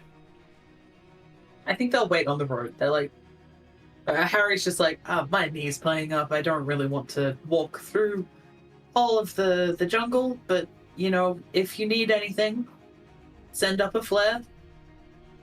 For Do our for best. the banyan tree in particular, because I know what we have to do here.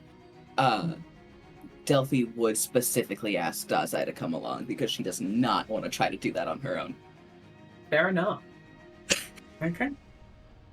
So we've got 2 in the lead. So you're sort of passing through. The greenery keeps changing from like types of trees to different types of trees. The thing that's really like quite upsetting about this jungle is it feels like there's greenery from sort of all different sorts of biomes here. Like you'll walk past this massive oak tree with acorns on one part and just leaves on the other part, like as if it's in more than one season at the same time. And then right next to it is like a massive eucalyptus tree, like an Australian eucalyptus tree, putting out that strong eucalyptus scent. And then right next to it is like a rainforest tree. Like it's all temperate to tropical in terms of trees, but they shouldn't be growing near each other. They shouldn't be growing so well. And also, unlike many rainforests, there is dense underbrush and grass and growth everywhere. There's no... They don't seem to be competing for resources the way that a lot of forests will be very clear on the ground level because the trees block the light. And eventually you get to a part where the path you're following passes through this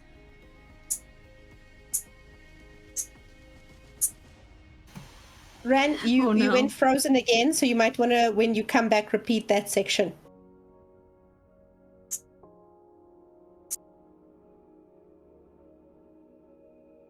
this group of what look very similar to willow trees, Okay. except they have Oh, very no. dark grey-black leaves. We as well. lost you. Can I get We a lost side you check for from about Luke? 20 seconds. Can you just start again from the back yet? path?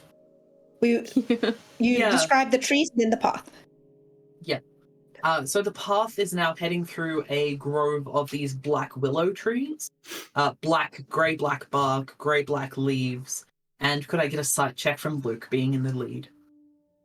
Cool. That is a 24. 24. There's something a little strange about these leaves. They seem to be moving like in an almost invisible breeze, but you can't feel the movement of the air on your face. Considering we've been marching for a while, I'll get a physical fortitude from you as you begin to move through this region. Okay. Does soldier or hunter apply? Soldier will apply here. Oh, wow. That would be a 29. 29, excellent. So yeah, at this point, you guys headed off near dawn, like very early in the morning. This point, it's almost 2 in the afternoon. Like you've been walking for a good stretch of time. Luke, as you pass through this grove, you kind of think about the things that you've heard in the last day or so, and following the advice that you received earlier, move through quietly and quickly. Edith, right behind, could I get a physical fortitude save, please? It's not gonna do super well. Okay. I lied. That was a natural 20. Natural 20? Yeah. I was not expecting that. That makes it a 22, but it's a natural 20. Yeah, you wheel through easily enough. Could I get a fortitude from Rosa, please? Mhm. Delphi, considering you're not walking yourself, don't worry about it. I'm a passenger princess. It's the closest thing I can get in a hellscape of an island. That was a 9. And 9. Okay. Sorry. So as you begin to walk through this grove, you can just see sort of the back of Edith's wheelchair as her and Luke pass beyond the edge of the grove of trees. And you fall. You stumble and hit your knees under these trees, as just one of your legs goes quite numb from the knee down. And you're sort of like, oh, did I twist it weirdly? Did something happen? And then you just get hit by this wave of exhaustion.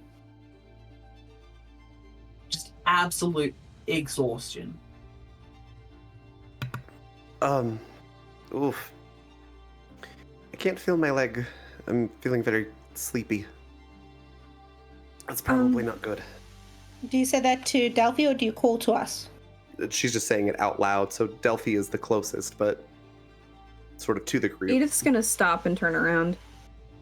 Luke will also stop. Do you want to just sit on my lap? At least for now? We're actually going to split the group for a second here because you guys were a bit further away. So I'm going to get Raven and Cove to take their headphones off as we just have Okay. Jenny and Nicole. Oh no. Okay. Oh no. So you've moved beyond the grove of those strange black trees that were behind you. You're maybe 5-10 meters down the path when suddenly someone steps out from behind one of the trees. And first of all, you're like, what the fuck? Because that is clearly Esmira. Clearly Esmira. Oh, it's the puppet. She's dressed in her regular clothes. She's got her hair sort of hastily pulled back in a braid. She looks a little sweaty. There's like a little smudge of blood along one cheekbone in that very aesthetically like movie injury sort of a way. I thought you said she was... Yeah. And as she steps out, she sort of steps between you and the group behind you. Like you were looking back over your shoulder to keep an eye on them, and she is between you and them. Yeah, she did. This is not her. We had to fight, including Esmira, this puppet version of her long before anything happened. She's not fighting us now. That's because I'm giving you a chance to run, and she pulls out a massive obsidian knife.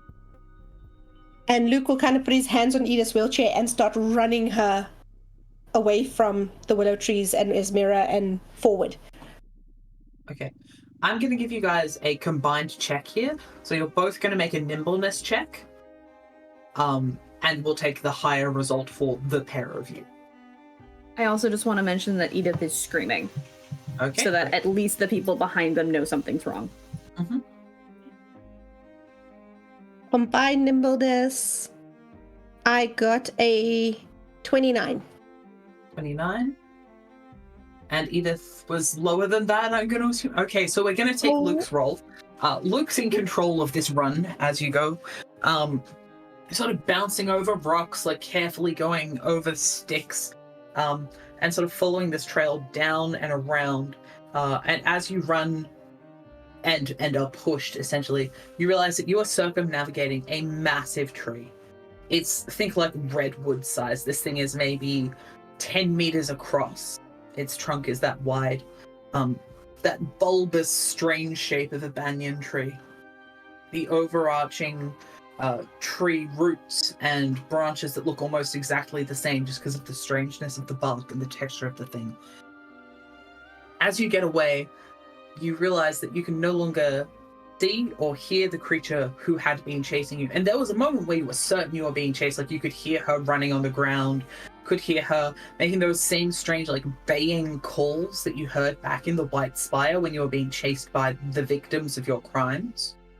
We're going to jump back to the other two. You guys can keep your headphones on. It's fine. It was just that little bit of separation I wanted. So. Oh, absolutely.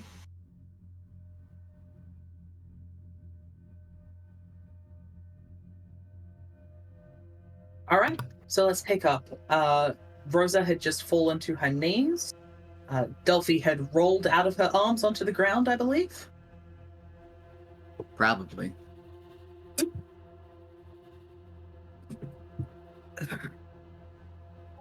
Okay. Yeah, so can't feel my leg. Very sleepy. Are you okay? Irrelevant. Can you stand? Not relevant. Let me try. Can Give me Rosa a mic stand? check. Okay. Give me a mic check. Okay, that's better. That's a little bit of a better roll. What 18 total. 18 total. So you go to stand up and you realize that you are actually being held down by some sort of thin hair-like threads that have woven into the sort of the fabric along your knee to your foot, which are holding you down. You could probably, if you're a bit stronger, you could push through them, but there's also that exhaustion making you go, like, I should just lie down. Like, I'm already being held down. I should just lie down. Strands digging into my leg. Do you have your scalpel? Always.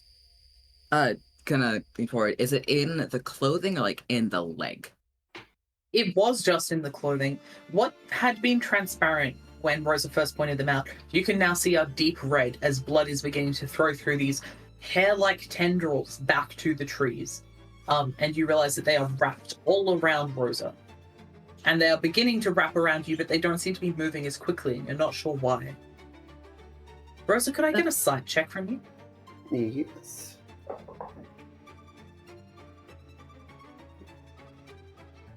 That is a 23. 23. Okay, never mind. Take that.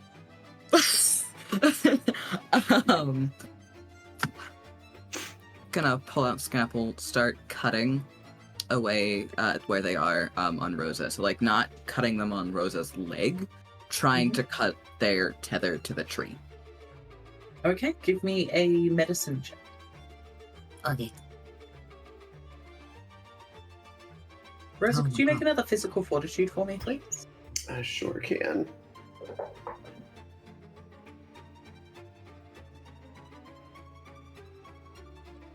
Dirty It's a 20. 24. 24 and a dirty 20. Okay, so you're only going to take a d4 of damage here, Rosa, if you'd like to roll that. Oh, yeah, no problem. I got stuck in there. Hold on. There we go. That is 3. So you begin to cut away these fibers that are entangling Rosa and sort of beginning to slide into her skin. You realize they have the fineness of like a hypodermic needle. Like these are incredibly fine tipped. And probably part of that numbing effect that Rosa was experiencing was to stop her from noticing them entering her skin.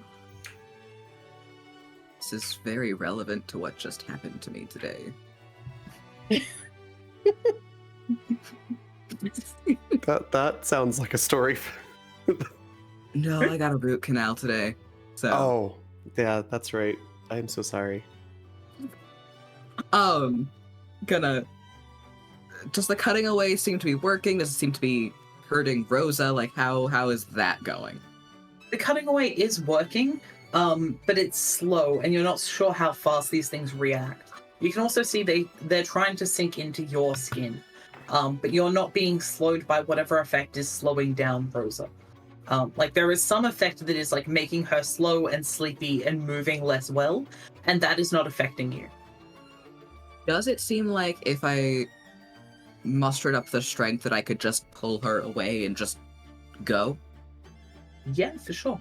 I'm My gonna give check. that a shot. I will say, if you're going to do that, you are closer, not to the side that Edith and Luke are on, but to the other side. Just checking something really quick. Wit. It is sweet. So I know Dazai was with us. Mm-hmm. Did I had him Dazai- behind you guys. Okay, so he's the. Okay.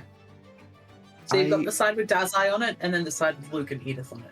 I know. There's something else that I want to do as we're trying to get away from the threads, Mhm. the little things. I just double checked. So the type of film that would be in Rosa's camera kit is very flammable, and she has a lighter. Okay. Are so you I think blowing she's- up your camera? No, she's just gonna grab one of the extra rolls of film and like pull the film out, and light it and try to set the undergrowth on fire. Okay. Thinking that it seemed to work for the Malaysians, at least for a little while, so maybe it will keep them from getting more of these things in their legs and feet until they can get away. Yeah, for sure. Give me a mechanical engineering. Sure. Can I add spy to that? Yes. Sweet.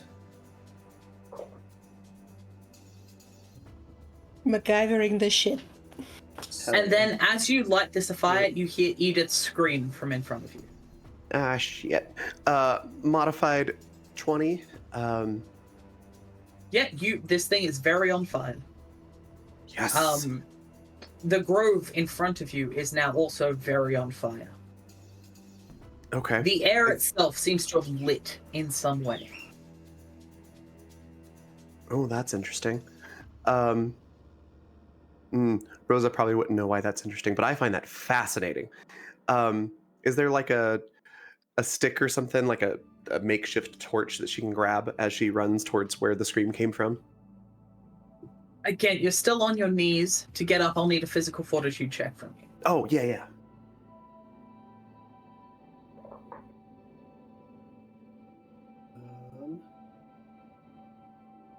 That is a 15. 15? That's not going to do it. Delphi? Delphi got a dirty 20. Okay, so you can definitely pull Rosa back to the side that has Daz on it. That's what she's gonna do. Okay. So you pull her back to the nearer side of the now flaming clearing. You heard Edith scream on the other side of that clearing. What are you guys doing? We have to get to her. But I can't move my legs. I can't stand on them, at least. Does I? Can you take her back to the others? Yeah, I can probably manage that. Are you going to go on your own? I Are you won't going be to on my run own for a through that while. fire? Yes. It would be more difficult with Rosa. That's true. I will not be Please. able to stop you, but be careful. And he leans in and kisses you on the forehead. You too, please. Before Delphi runs off, Rose is gonna like try to grab her hand to pull her back a little bit. I hate that you're going in there without me, but can I kiss you? Leans in for a kiss. Just absolutely goes for it. Absolute romantic, epic romance kiss, and then lets go of her hand. It's like a thing of like, meh, gone. All right, so you're running through a fire. Yeah, What skill do I call for here? Nimbleness? I feel like nimbleness. that's fair. I didn't put firefighting or fire survival in the system as a skill. No, that's fair. It's a I mean- difficult one to call. Did you get a nat 20? I finally got a nat 20. I've stopped rolling so shit for one roll. So Delphi, you dive through the fire. You're like jumping from clear spot to clear spot, avoiding the reaching like translucent tendrils of these trees, until you come to the other side and you look around and you go, "Yep, it sure is all jungle on this side. How do I know which direction to go?" Fuck. Can I do a hearing check? You can do a hearing check. 'Cause sight sure as fuck's not gonna work.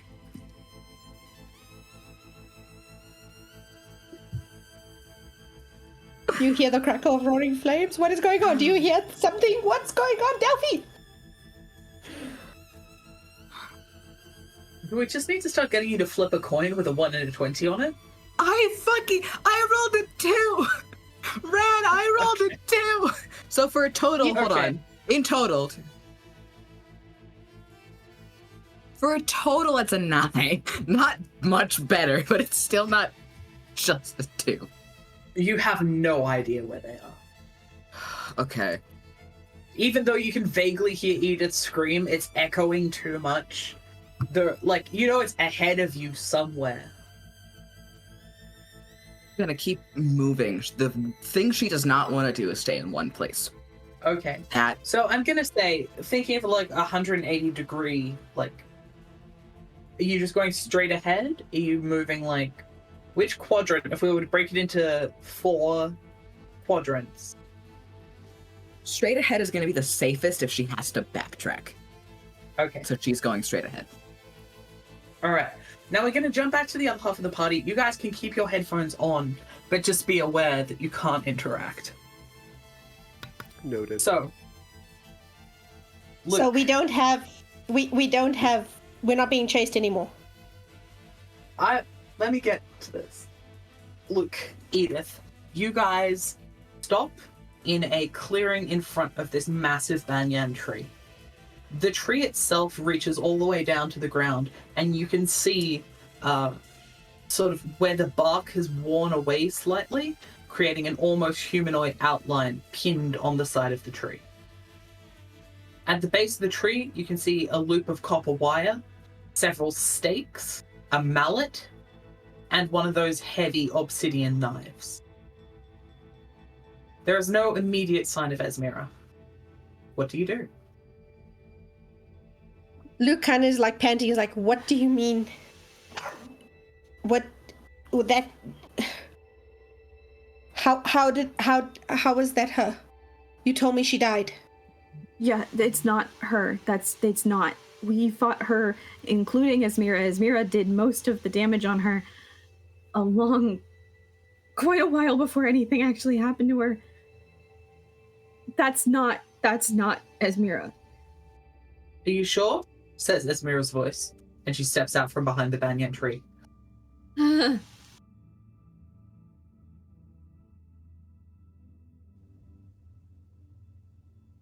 Luke, I'm not lying. I know you have no reason to trust me, but I'm not lying. Luke kind of sees Esmera and he collapses to his knees a little bit, and he's staring shocked at her. His facial expression is insanely, "What the fuck?" And she will just step past Luke and pat him gently on the head one time and go, "You just sit there. I'll handle this part." She's gonna be backing up as much as she can. So, let me make things clear to you, Edith. I'm going to kill you now. I'm going to pin you up Why? to that tree, and I'm going to get my wish granted. Why? Fran, just check your message quickly, please. Yeah, sure.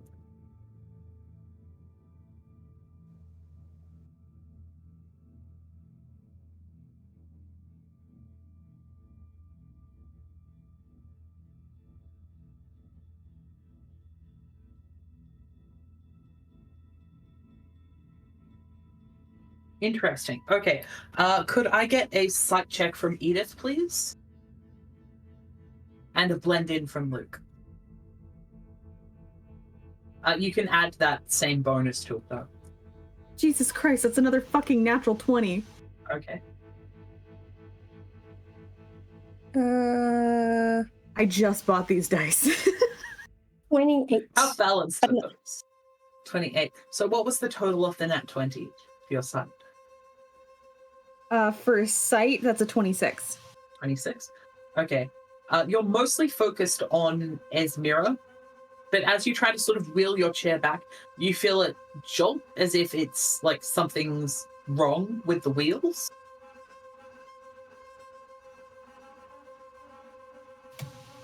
Do I notice And what's wrong looking with the down, wheels? you can see that a heavy branch has been stuck through the wheels at the same place at the back, so they're sort of stuck. They don't move as easily as they should. And we're going to move into combat rounds. And it's one thing before combat. Yeah.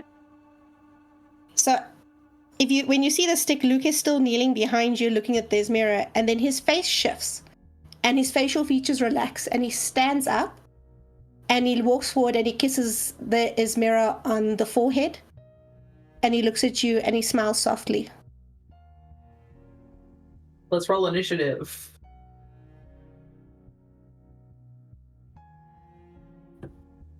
Initiative is what plus what again? So D20 plus nimbleness.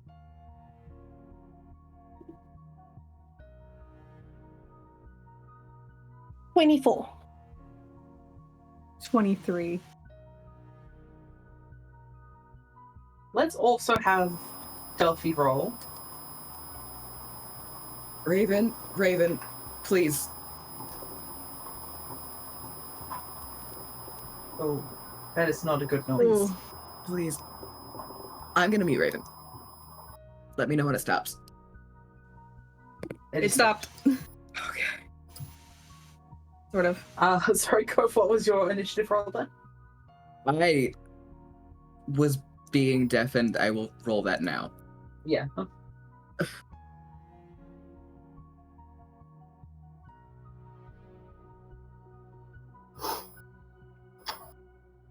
25 total. 25. I upped Damn. my nimbleness. So fast.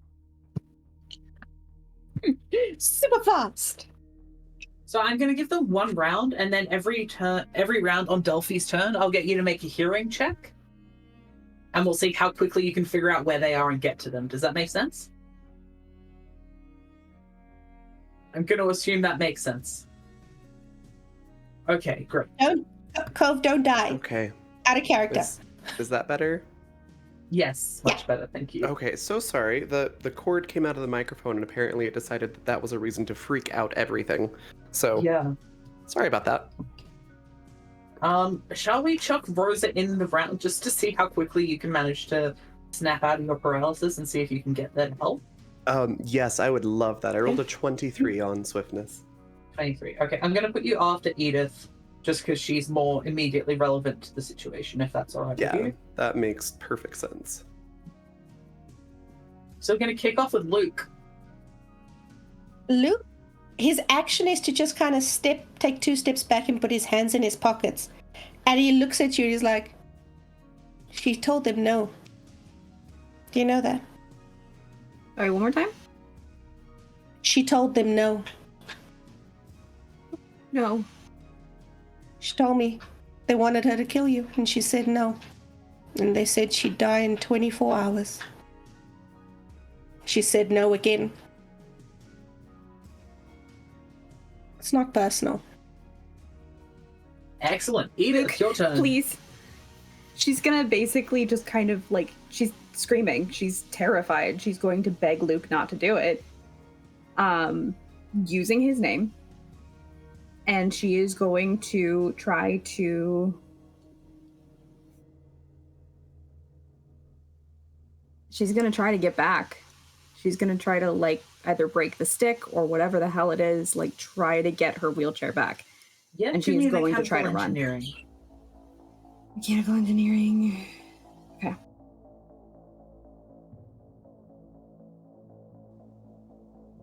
22.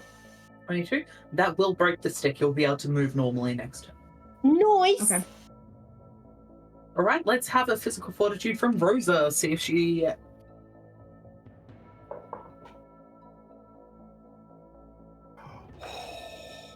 Okay, it's not a nat 20, but it's close. 24. That will not do it. I'm gonna I'm have to roll a nat sorry. 20 then. That was a 19. Yeah, no, the DC's 25. That really sucks. Yeah, Oh, I'm sorry. Ooh. Could I do add spy to that? Because that would probably have some sort of physical training. If you were actually a well-trained spy, I would allow know. it, but we've been very clear that she got, like, an A4 leaflet that was, like, spying in you, which means she probably didn't receive, like, poison resistance training, which is what this would be. Sorry. Yeah, I was trying to think of a way I could argue private eye on that either. If you can figure it out, I'll let you have it, but I need it to make sense, you know? No, I know. I'll let you think about it for the round and we'll come back to you. Okay. Right. So freaking No. close. Not Esmira is going to attack. Nicole, do you have Esmira's sheet handy? I do. Would you like me to use it or send it to you? I would love you to use it. Would you like to attack Edith for me with a melee attack? Okay, just give me a second to open it. Edith, would you like to make a defense roll? Yes, I would. Add 5 to Esmira's attack score. Jesus About that. I just rolled a nat 20, so that will be a 29 with a nat 20. Wait, with melee. I forgot melee. That'll be a... What would this be? Might or physical fort? Oh, wait, no, you said it's melee is toughness. So 24 plus 5 is 29 plus 3 is I'm 22. going to tell you right now, it 32, does not 32. matter what your total is. Did you roll a 1? Yeah, I did. Oh no, oh god, now I feel terrible. Okay, well, Esmira B, as we have been calling her, will snatch Edith up by the throat and throw her up against the tree. Sort of full force grab style, honestly. But she will not have time to start trying to kill you this turn. She's just got you in place. I appreciate that. Delphi, give me a hearing check. I rolled it to be ready, and it's in total 30. Holy shit, yeah, you hear another scream coming from about 50 meters to your west and just turn and start sprinting, I assume. Oh, Right, give me a nimbleness. Let's see how fast you can get there. It'll either be 1, 2, or 3 rounds, depending on how high a bar you clear.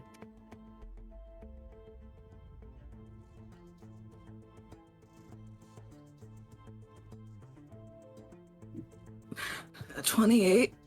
28. You will be there at the end of the next round. Cool. Luke, your turn. Sent a message to you regarding the private eye thing. Okay. Luke Edith kind of is like looks begging at for you, her life. looks at you held up against the tree. He's like, he looks at you, he's like, if it makes you feel better, you could probably ask for the lives of the others. And he looks you dead in your eye, and for the first time since he stood up, there has been zero Yes, Raven, emotion that's and good. empathy. Zero empathy and zero emotion in Luke's eye. He's been blank. Like everything is not there anymore.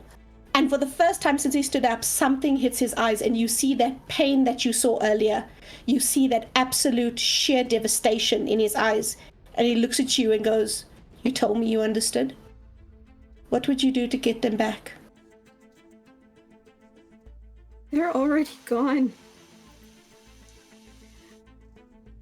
She's not. She's already And gone. he looks at her, he's like, "She's not gone, completely gone. And this will bring the rest back."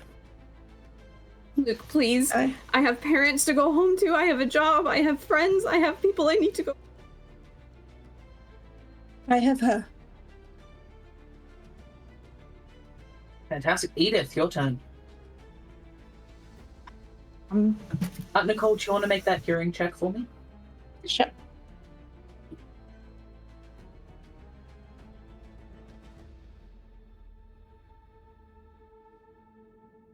$22. No, 21. Sorry, 21.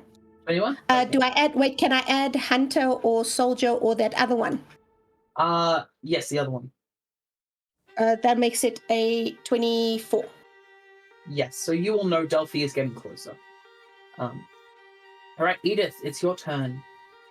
Jenny, what do you want to Could do? I'm stressed.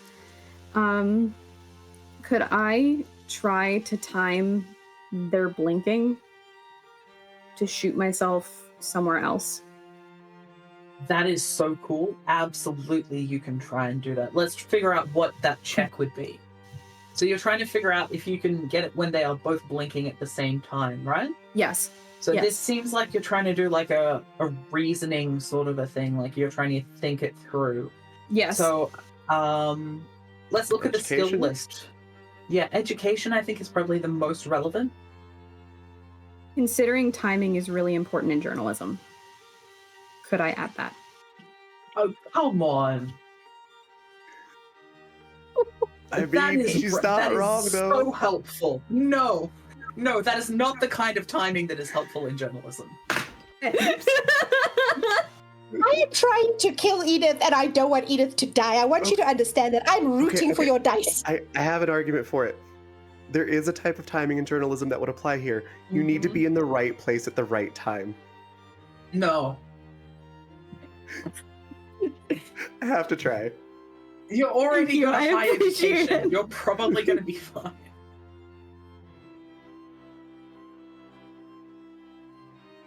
26. 26. Okay, fantastic. I will definitely next round when there is like a distraction, there is a good chance. As soon as an opportunity arises, I will give you that opportunity. Does that make sense? Like it's not in this 6 seconds, but as soon as it pops up, I will give you the chance to do it. Cool. Does that seem fair? Yep. Meanwhile, great. she's just, again, begging for her life, trying to explain what her parents are waiting for her back home, her parents' names, like the fact that, her mother's birthday's coming up, all this different blah, blah, blah, trying to humanize herself as best she can. The only time you saw emotion in his eyes was that devastation when he said to you, "She's all I have." Or he said, "I've got her." Okay.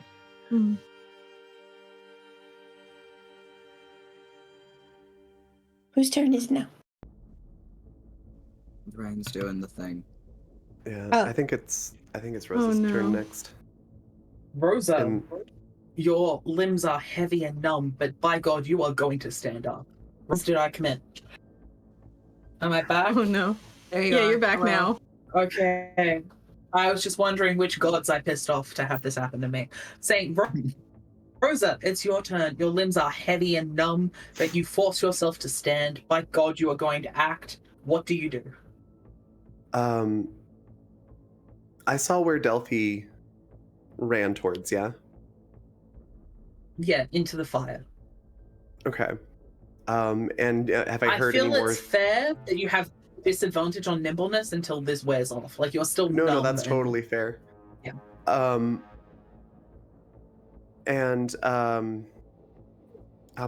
My brain is drawn a blank on the name.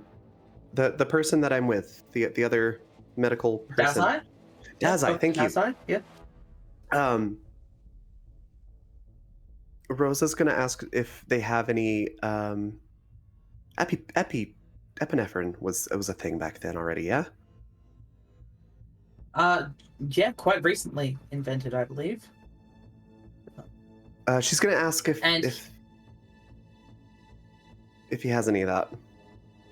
Roll me a d20. If it's above a 10, he does. If it's below, he doesn't. Delphi's carrying it instead. By this point in time, it's been out for almost 50 years. Yes. Oh, Yeah. thank goodness. It's a 19. Epinephrine would be it's very common. way over 19? 10. Yeah, he pulls out like an EpiPen. Give it to me. Yep. You know how it is? Orange towards the sky. Sorry, you cut out for me. What did you say? Orange towards the sky with EpiPens. Oh no, she means like inject her. Oh, yeah, he stabs it into your leg, depresses the button. Would you like a nimbleness check to run through the fire? I would, and I have a lot of stamina points, so I'm gonna use them each turn. Excellent. Forgetting we could do Go that. ahead, give me the nimbleness with disadvantage. With disadvantage, yeah. Okay. I'm glad that you're getting here. I don't like that Daza is being left alone. I know, I'm so sorry. He's with like literally the rest of the everybody, like No, all he's the not, sailors eh? and everything. No, he's not. No, Oh, they're I thought not. all the sailors No. were coming with us. No. They're They back stayed at by the the road. Oh, We traveled through Yeah, that's forest still for a not while, gonna- then got to the willows. yeah, that wouldn't even be a thought in her head right now, because Delphi and Edith are both in trouble, so that's the only thing on her mind. So that was, I rolled an 18 and a 16, so 16 plus 7 is, what is that, 24? 23. 23? Yeah, you plunge through the fire, come out on the other side. Give me a physical fortitude. Okay. 14 plus 5, 19. 19. So again, you feel that sleepy heaviness trying to come over you, but the epinephrine and your sheer force of will is pushing it back. Give me a hearing check. Okay.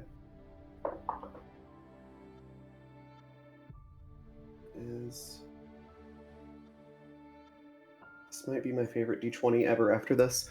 So that's 16 plus 3, so 19. 19. You think you can hear Delphi, but that's sort of the end of your turn there. Okay. All right. Evil Esmira is going to try to stab Edith through the hand. Give me an attack, please. Edith, give me a defense. So, an attack from Nicole, a defense Roll from Jen. better than a fucking 1, I swear to God.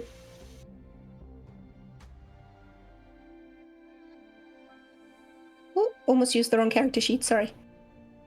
27. 27. Does it still have that +5 bonus? Yes, it does. 29. 29. Okay, could you roll me a d12, please, Nicole? Sure thing. As soon as I find my other dice.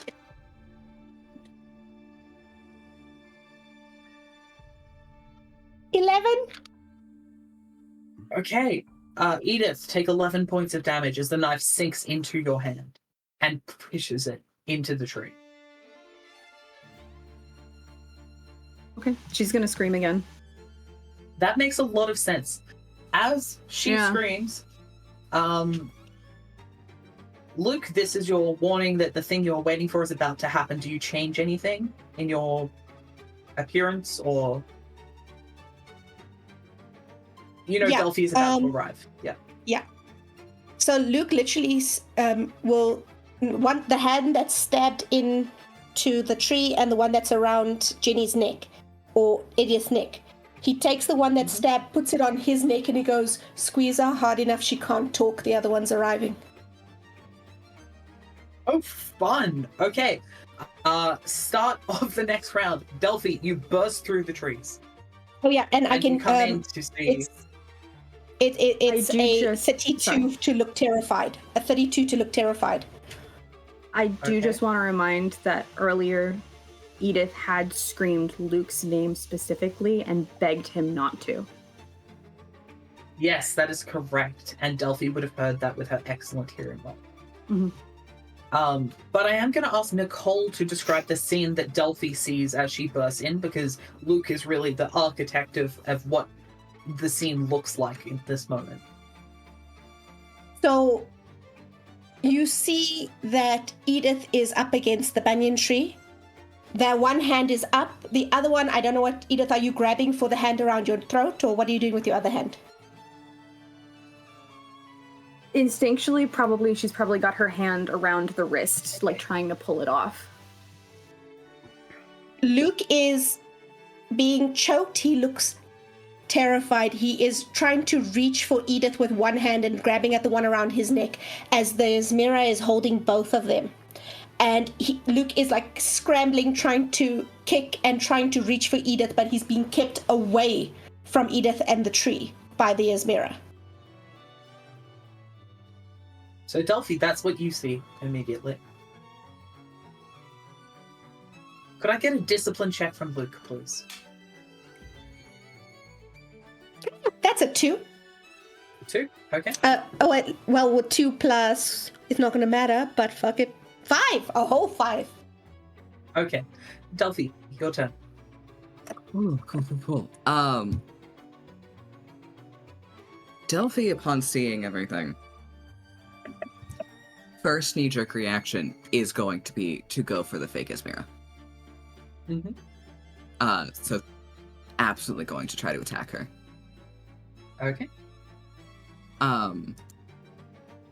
Is that with the scalpel? Yes. Okay.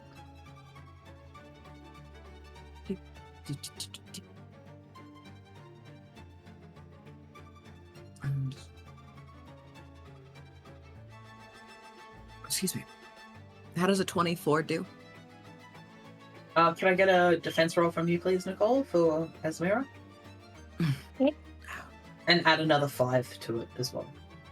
Okay, this is for melee, right? Yeah. Oh, and because of an asset I just got, I actually need to add 2 more to that. I forgot that existed. Okay, so what was your total attack? 26 total. 26, okay. 26 total. So it's a tie. We re-roll. Okay. Ooh. That'll be 28.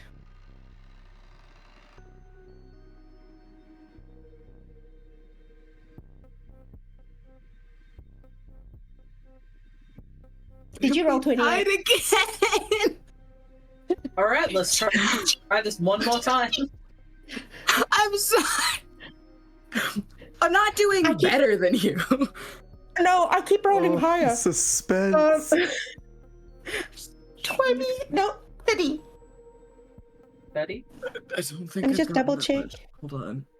Yeah, 30. Melee was something Esmera was good at. Deflect and dodging was something she was good at. 29. Okay. Hey, so Esmera jerks out of the way as you lunge in with the scalpel. Luke. Oh, is it my turn again? Yep. Oh, okay. Sorry, I thought my action was okay. Oh, did that distraction not cause anything to... It made Luke blink. I'm going to get you to roll a luck roll, so a d20. If it's above 10, then the other Esmera blinked as well. If it's below 10, she didn't, 18. but that'll be on your turn, which is next after Luke. Okay, so she will blink at the same time, and on your turn you can move. Can I hold But my action because he wouldn't do says- anything while he's still being held by the neck? Am I able to hold my action? I think so. I'm not entirely certain on the combat rules in this game, I'll be completely honest with you. I'm going to say yes. Yes, you can. Okay. Because he's still Edith. playing that he's being choked. They blink. Yeah. Edith, they blink at the same time. You can move. You will take damage as you rip your hand out of the knife that is pinning it to the tree. I can't do that. Okay. I cannot. I don't have enough hit points. You could make a medicine check to try and remove the knife and then try and move. Sure.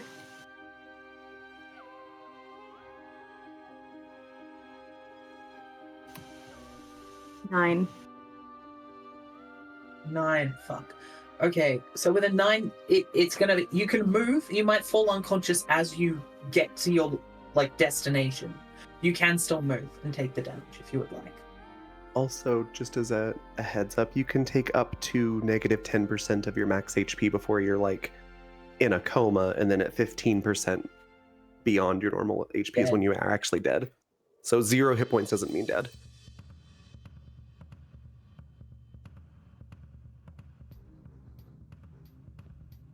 I'm not gonna.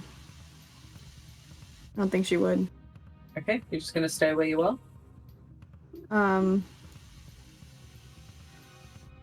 Can I try to yank myself away from fake Esmira's hand Absolutely. so that I can talk? Go ahead, give me a nimbleness to try and escape the grapple.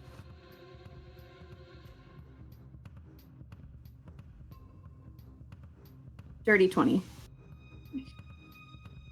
Dirty 20. Could I get a might check from Esmira, please? Does it have the +5? No. Okay. That's just for attack and defense. That's a 26. Oh.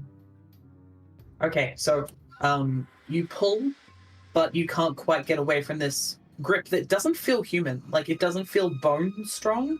It feels like you're pushing against stone or wood, like something that's constructed.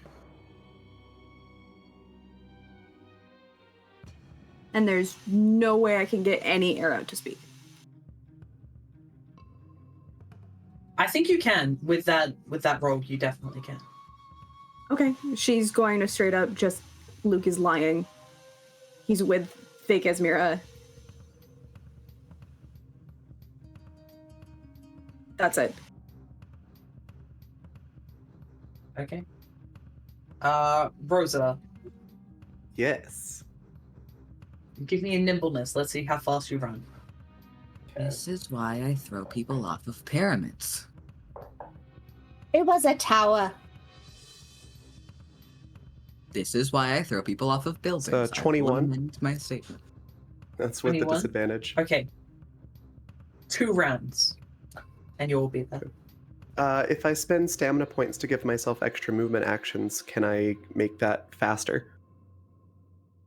Yep, I'll allow that. Okay. Spend 2. No like problem. 2 loads of. Okay, it's Esmira's turn. I think she's just going to try and So stab Edith in the other Luke hand. Luke held his action. Yep. Yes, that is. So- Would you like to go now? Yeah. So Delphine was trying to stab Esmira. So Yes. they're all quite close.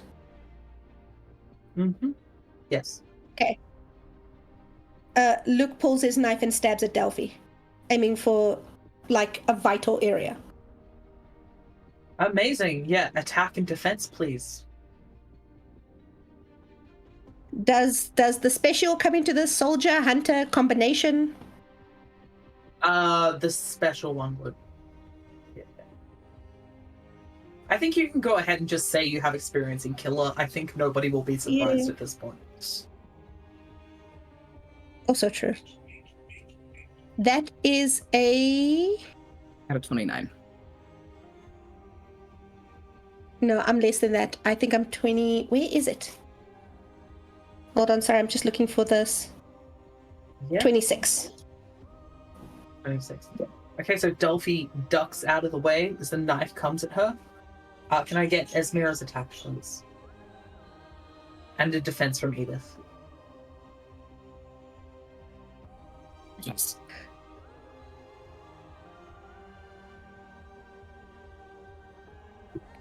She's now hit 26. twice, right? So she only has +3 rather than +5 on this. So that'll make it a 24? Yeah, 24. Alright, I rolled another natural 20. Edith or Um, Esmira? Esmira got a 24. What did Edith get? Natural 20, total of 34. Nice. So you avoid, you like pull your arm away as the knife comes at you again, stopping her from securing you to the tree entirely. Delphi, My turn? your turn. Bet. Delphi. Can I ask something though? The whole thing was Luke was pretending it wasn't him until Edith spoke. So wouldn't he have surprise on Delphi?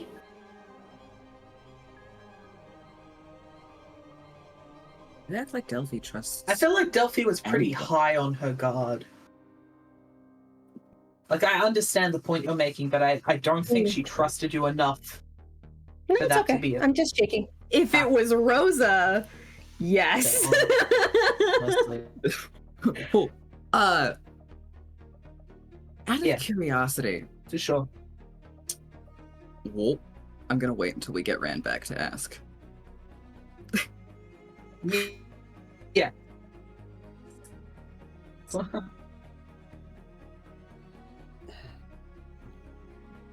Mm.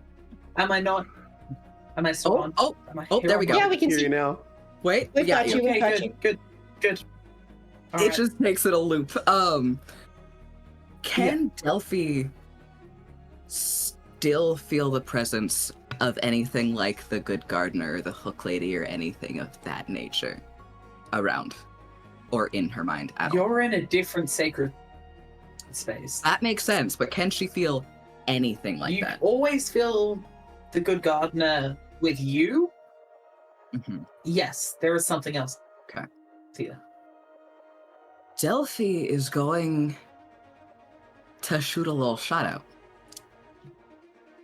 Delphi is going to make an offer to something out there. She is going to say, Amazing. What are you offering? she is Actually- offering. Everyone else, take your headphones off. No! Just Delphi. So as soon as Nope. you're like, I'd like to make an offer, you suddenly find yourself on an old-fashioned train car, sitting back to back with somebody, like, back of head to back of head. Good. Okay. I actually have a lot I would like to offer. I would like to offer more of myself. And what she means by that is the equivalent of more witnesses. She will actively offer Okay. to give her psyche over. And on top of that, if you allow me, I will give you Luke and one of the sailors. And I will never leave this island.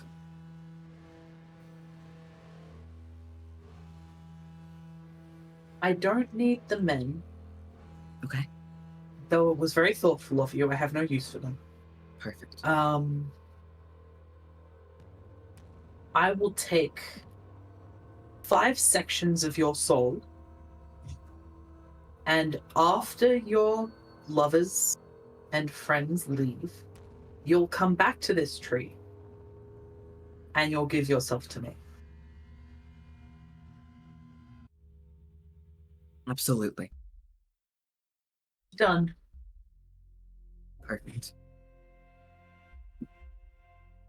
Mark 5 witnesses to the scarecrow. Will do. Hey, All right, Nicole, are we can you all check your back? messages? Yeah.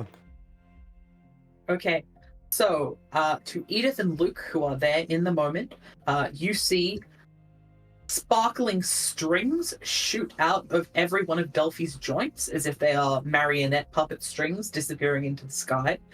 And then the Esmera, who is holding you up against the tree, collapses into a pile of burlap sacks, pieces of wood, and string. So it is just Luke standing seemingly with no weight on him. Edith is just pressed against the tree rather than being held in a choke position. And Delphi has fallen to her knees. With that said, it's Luke's turn. Esmera is gone. Luke grays out for a second, and something takes over. This you need to understand from Luke's history. He was a World War II vet, and he was doing terrible, awful things to people long before that. There is nothing left human in him right now, and he looks at the lump of sacks, and Delphi, you said, is on her knees. Yes. he grabs that. He literally steps, grabs that obsidian knife you described, and plunges it into Edith. Interesting. Okay, give me an attack. Edith, give me a defense.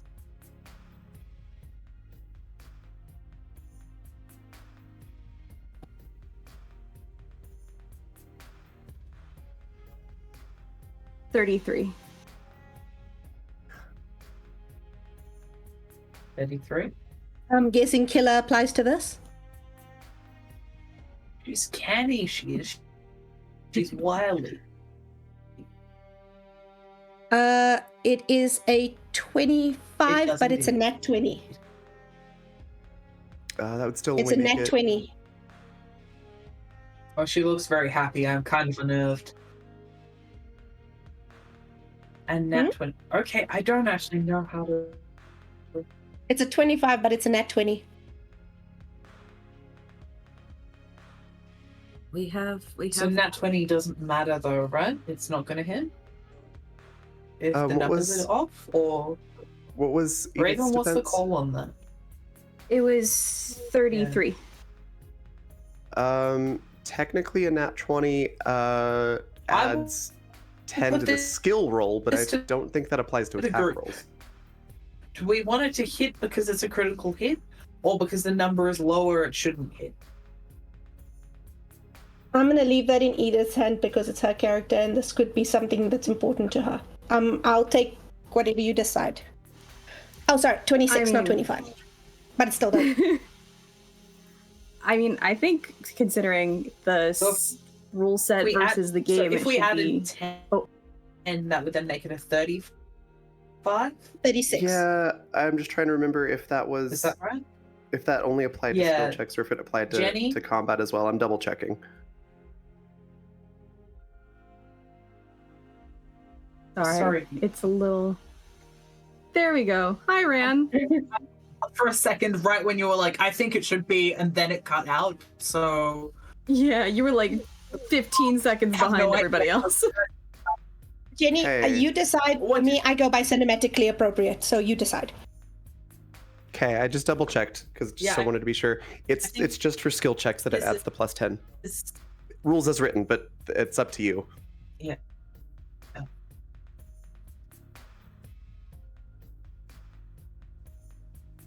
Sorry. Rand's glitching out. I think I'm going to put this in Jenny's hands, whether... No, not right now. I'm going to kill someone. There we go. I can hear you now. I was able to hear all of it. It just got a little fast at the end. Okay. Let's get a decision then. I mean, I rolled really fucking well. Yeah. And I think that in this case, with the rules that Raven had written for this module, I think I'm leaning more towards... I don't mind there being a consequence, but I think it would be really fucking cool if it didn't hit. What if you lose the hand? The hand that's been stabbed through? Like you jerk Which hand is out it? of the way. Left hand? Sure. And you lose the hand? Sure. Do I lose it entirely, or does it just rip through the center of my palm? I think we say useless? you've lost the hand entirely. Essentially, like you had to pull in such a way that it's like carved. Or the knife hit the wrist instead. Yeah, let's say that. Yeah. That works. All right. Damn. Okay. With that said, that was Luke's turn. Now it's Edith's turn. Can I spend his stamina you said to try another action, Rosa? Not Rosa. Raven. Yeah, also, I need you to check your DMs, Nicole, because I have a question for you. But yeah, the way stamina points work is, unless you have a certain asset, the number of stamina points you have is equal to your stamina score. You can spend 1 per turn, roll a d20. If it's 1 through 10, you don't get an extra action. If it's above 10, you do get an extra action. And that's basically how it works. But you spend the point regardless. Can I spend that point to try again? Yeah, that's how the rule go. Yeah. So you said roll a d20 and if I get above 10. Yes. 17. All right, what are you doing with your extra action? Stab. Stab again. Okay, double stab. The only hope he has right. Ooh. So I just rolled a nat 20. Okay, The only hope he has of bringing her back is killing Edith. That's all that's in his mind right now. Okay, Edith, give me your defense roll. Jesus Christo. So it's 26 again. Shit. Roll well, Edith. I don't care if Luke dies. Roll well. I'm not kidding. You said 26, right? Yeah. Mm-hmm. I rolled a 13 on the die. My my fucking avoidance skill is a plus 14, which makes that a 27. Oh my god. Okay. I feel like there's got to be another consequence for the natural 20, though. I fucking deep. What do we think is a good consequence here? I mean, that would probably cause you to lose some stamina. So, like, lose some stamina points. I have 1 stamina point. Sorry, 2 stamina points total. I mean, that would be my suggestion. I also realized that Edith can no longer move on her own. Yes, she's out of the wheelchair. And I just mean in general, with she can no hand. longer Yeah. use the wheelchair. Yeah, that's rough. Okay. So yeah, you pull out of Luke's grip again as the knife swings with pinpoint precision, but not quite pinpoint enough. And it's Edith's turn.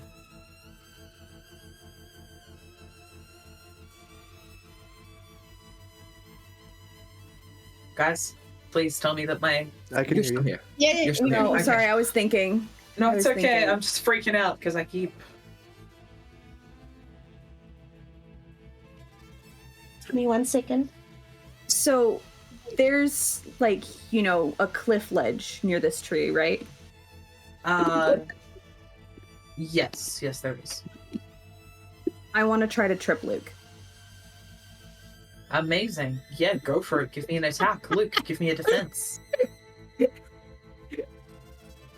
Most characters die in your game. They kept I falling. want to show and you being something. tripped off a Do you see my hands are empty? Do you see my hands are empty?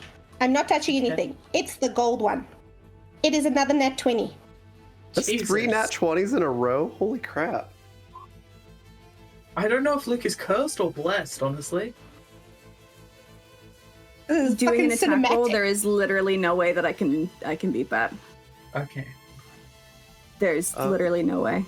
I think I actually make it their next turn, so at least there will be help coming.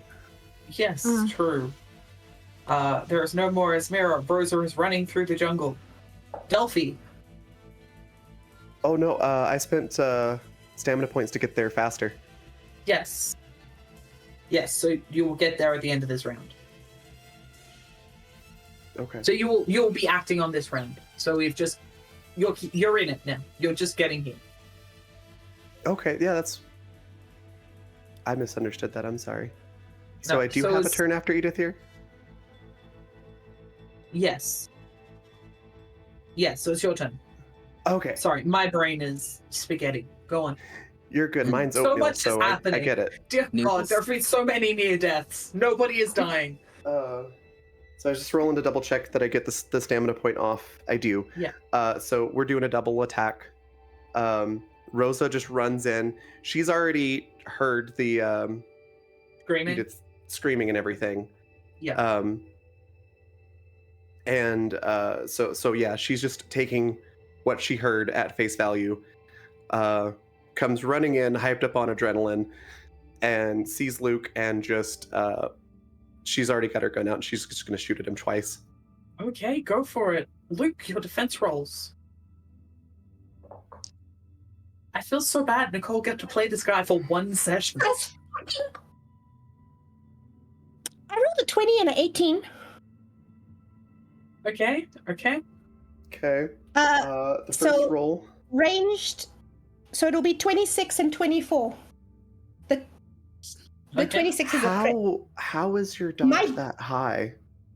It's a 4 plus the 2 bonus for what he's wearing. 4 points Okay. plus the 2 bonus. And you got another nat 20? I got a nat 20 and an 18. Like, I'm not touching them. I can show you them. Wait, what are you adding in for your defense rolls? So it says here ranged attack is dodge. Oh, fuck, I forgot about that 5. So that'll be higher. So he has 4 points of dodge, and he's wearing light armor, which gives another 2 points. So it's a 6. Then plus the 5 for it being ranged is 11, plus the 20 makes 31, and 11 plus 18 makes 29. Okay. That's really weird because I have really high stuff too, and like the most I can get on mine is a 27 if I roll a nat 20. That's weird. Okay, anyways, I rolled a nat 20 on the first attack for a total of 25, but that won't hit.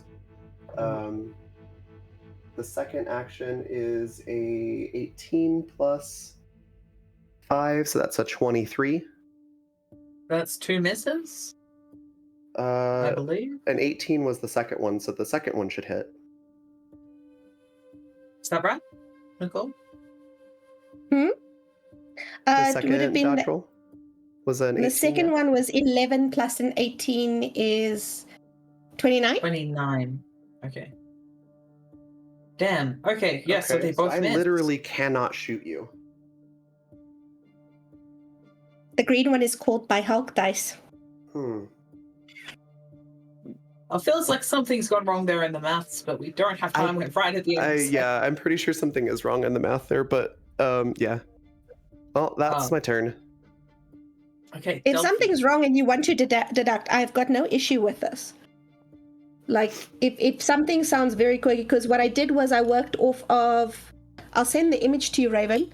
This thing that says we are 1, 2, 3, 4, 5, 6 defense points, and that's what I split when I built Luke. Okay. That makes sense. Oh wait, I am one wrong. It should be 6. I put 7 by mistake, so I can take one of those away. Yeah. So it'll lower the rolls by 1. Okay. I still don't think that hit. No, not this time. Delphi. I can move and act and everything. Yes, absolutely. Cool. Because of that stack, did I get anything? Out of curiosity? It's totally fine. Not at the moment. Not at the moment. We'll I figure it out figured between not. sessions. Okay. So how close is actually no, that doesn't even matter. Not to her. She is going to try because Luke has been stabbing, yes? Yes. She is going to specifically try to use a scalpel to slice through the wrist on that hand. Interesting. Give me the attack, Luke. Give me the defense. I feel like that would be a medicine roll instead of an attack roll. See, here's where I pay for it. I rolled a 2. I nat 20. Ooh. Excellent. Go ahead, do damage. Okay. I just paid for all those criticals. Let me do this real quick. I do apologize.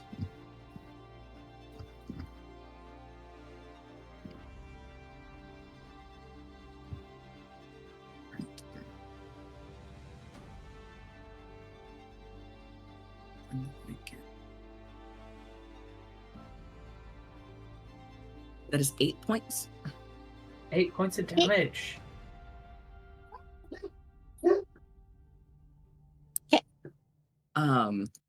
And I think no, let's leave it there for now. Luke, it's your turn. Not gonna lie to you, I would advise Nicole as the player to hand Luke over to me and have him run off into the jungle. Go for it. Fantastic. So I think with Can that I say one thing, though? Yeah, absolutely. Can I say one thing?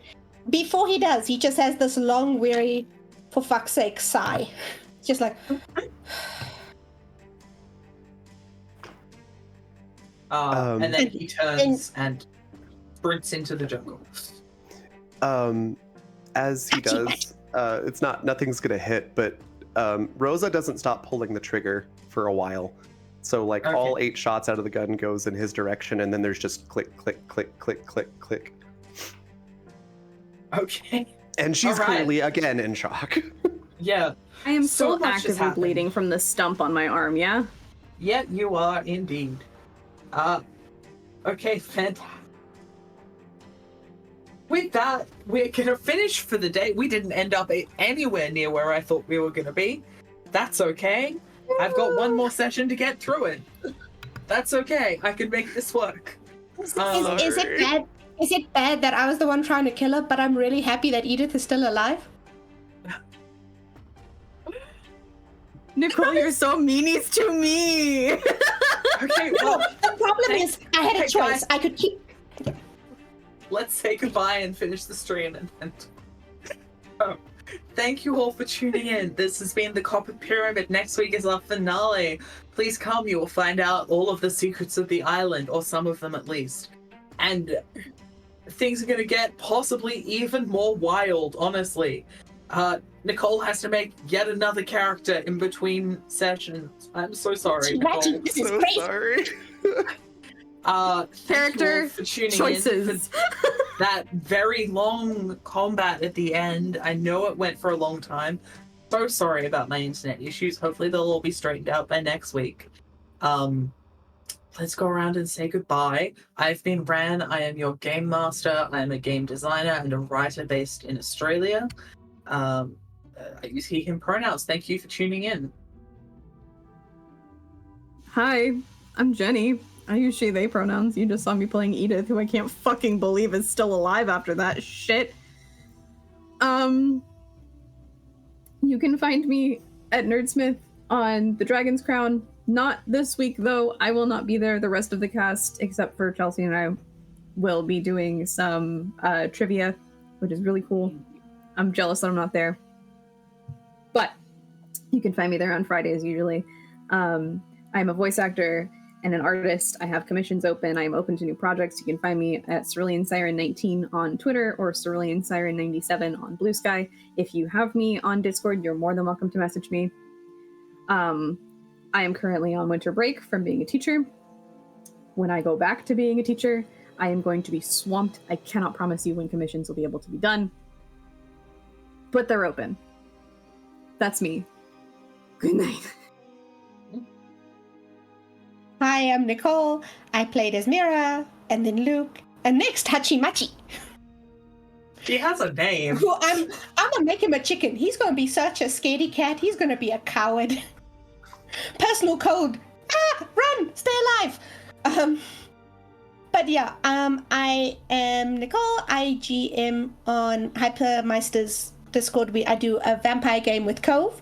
We are screening a very special therapy session this Saturday, so join us for that because that was so much fun. And yeah, I'm kind of surprised Jenny's still alive too, to be honest. Tried really hard. So am I. Also, Luke broken now.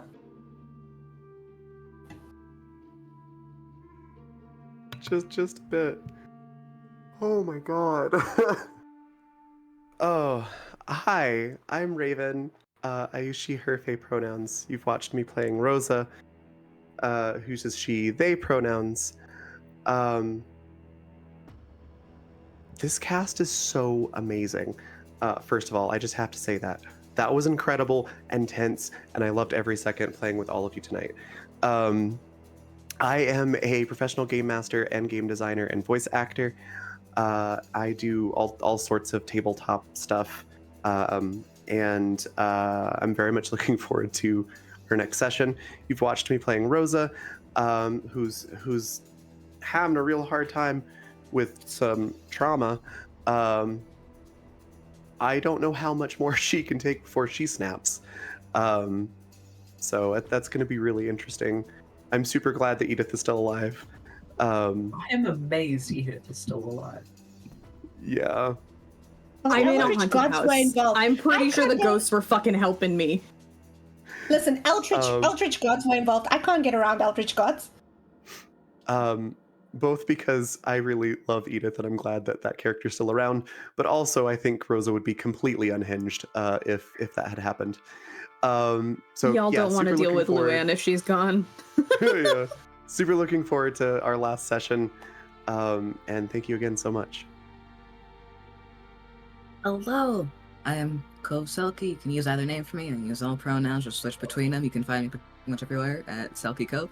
I was playing Delphi. Delphi's been broken for a while. She's already gone off the deep end. She's been off the deep end. That's it. She's very protective. We've seen this. Yeah. Her self-preservation skills, minimal. I'm done. Okay, well, thank you all once again for tuning in.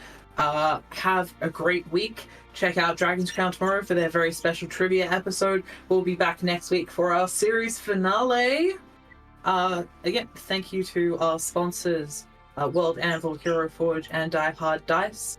And have a great week. Goodbye, everybody.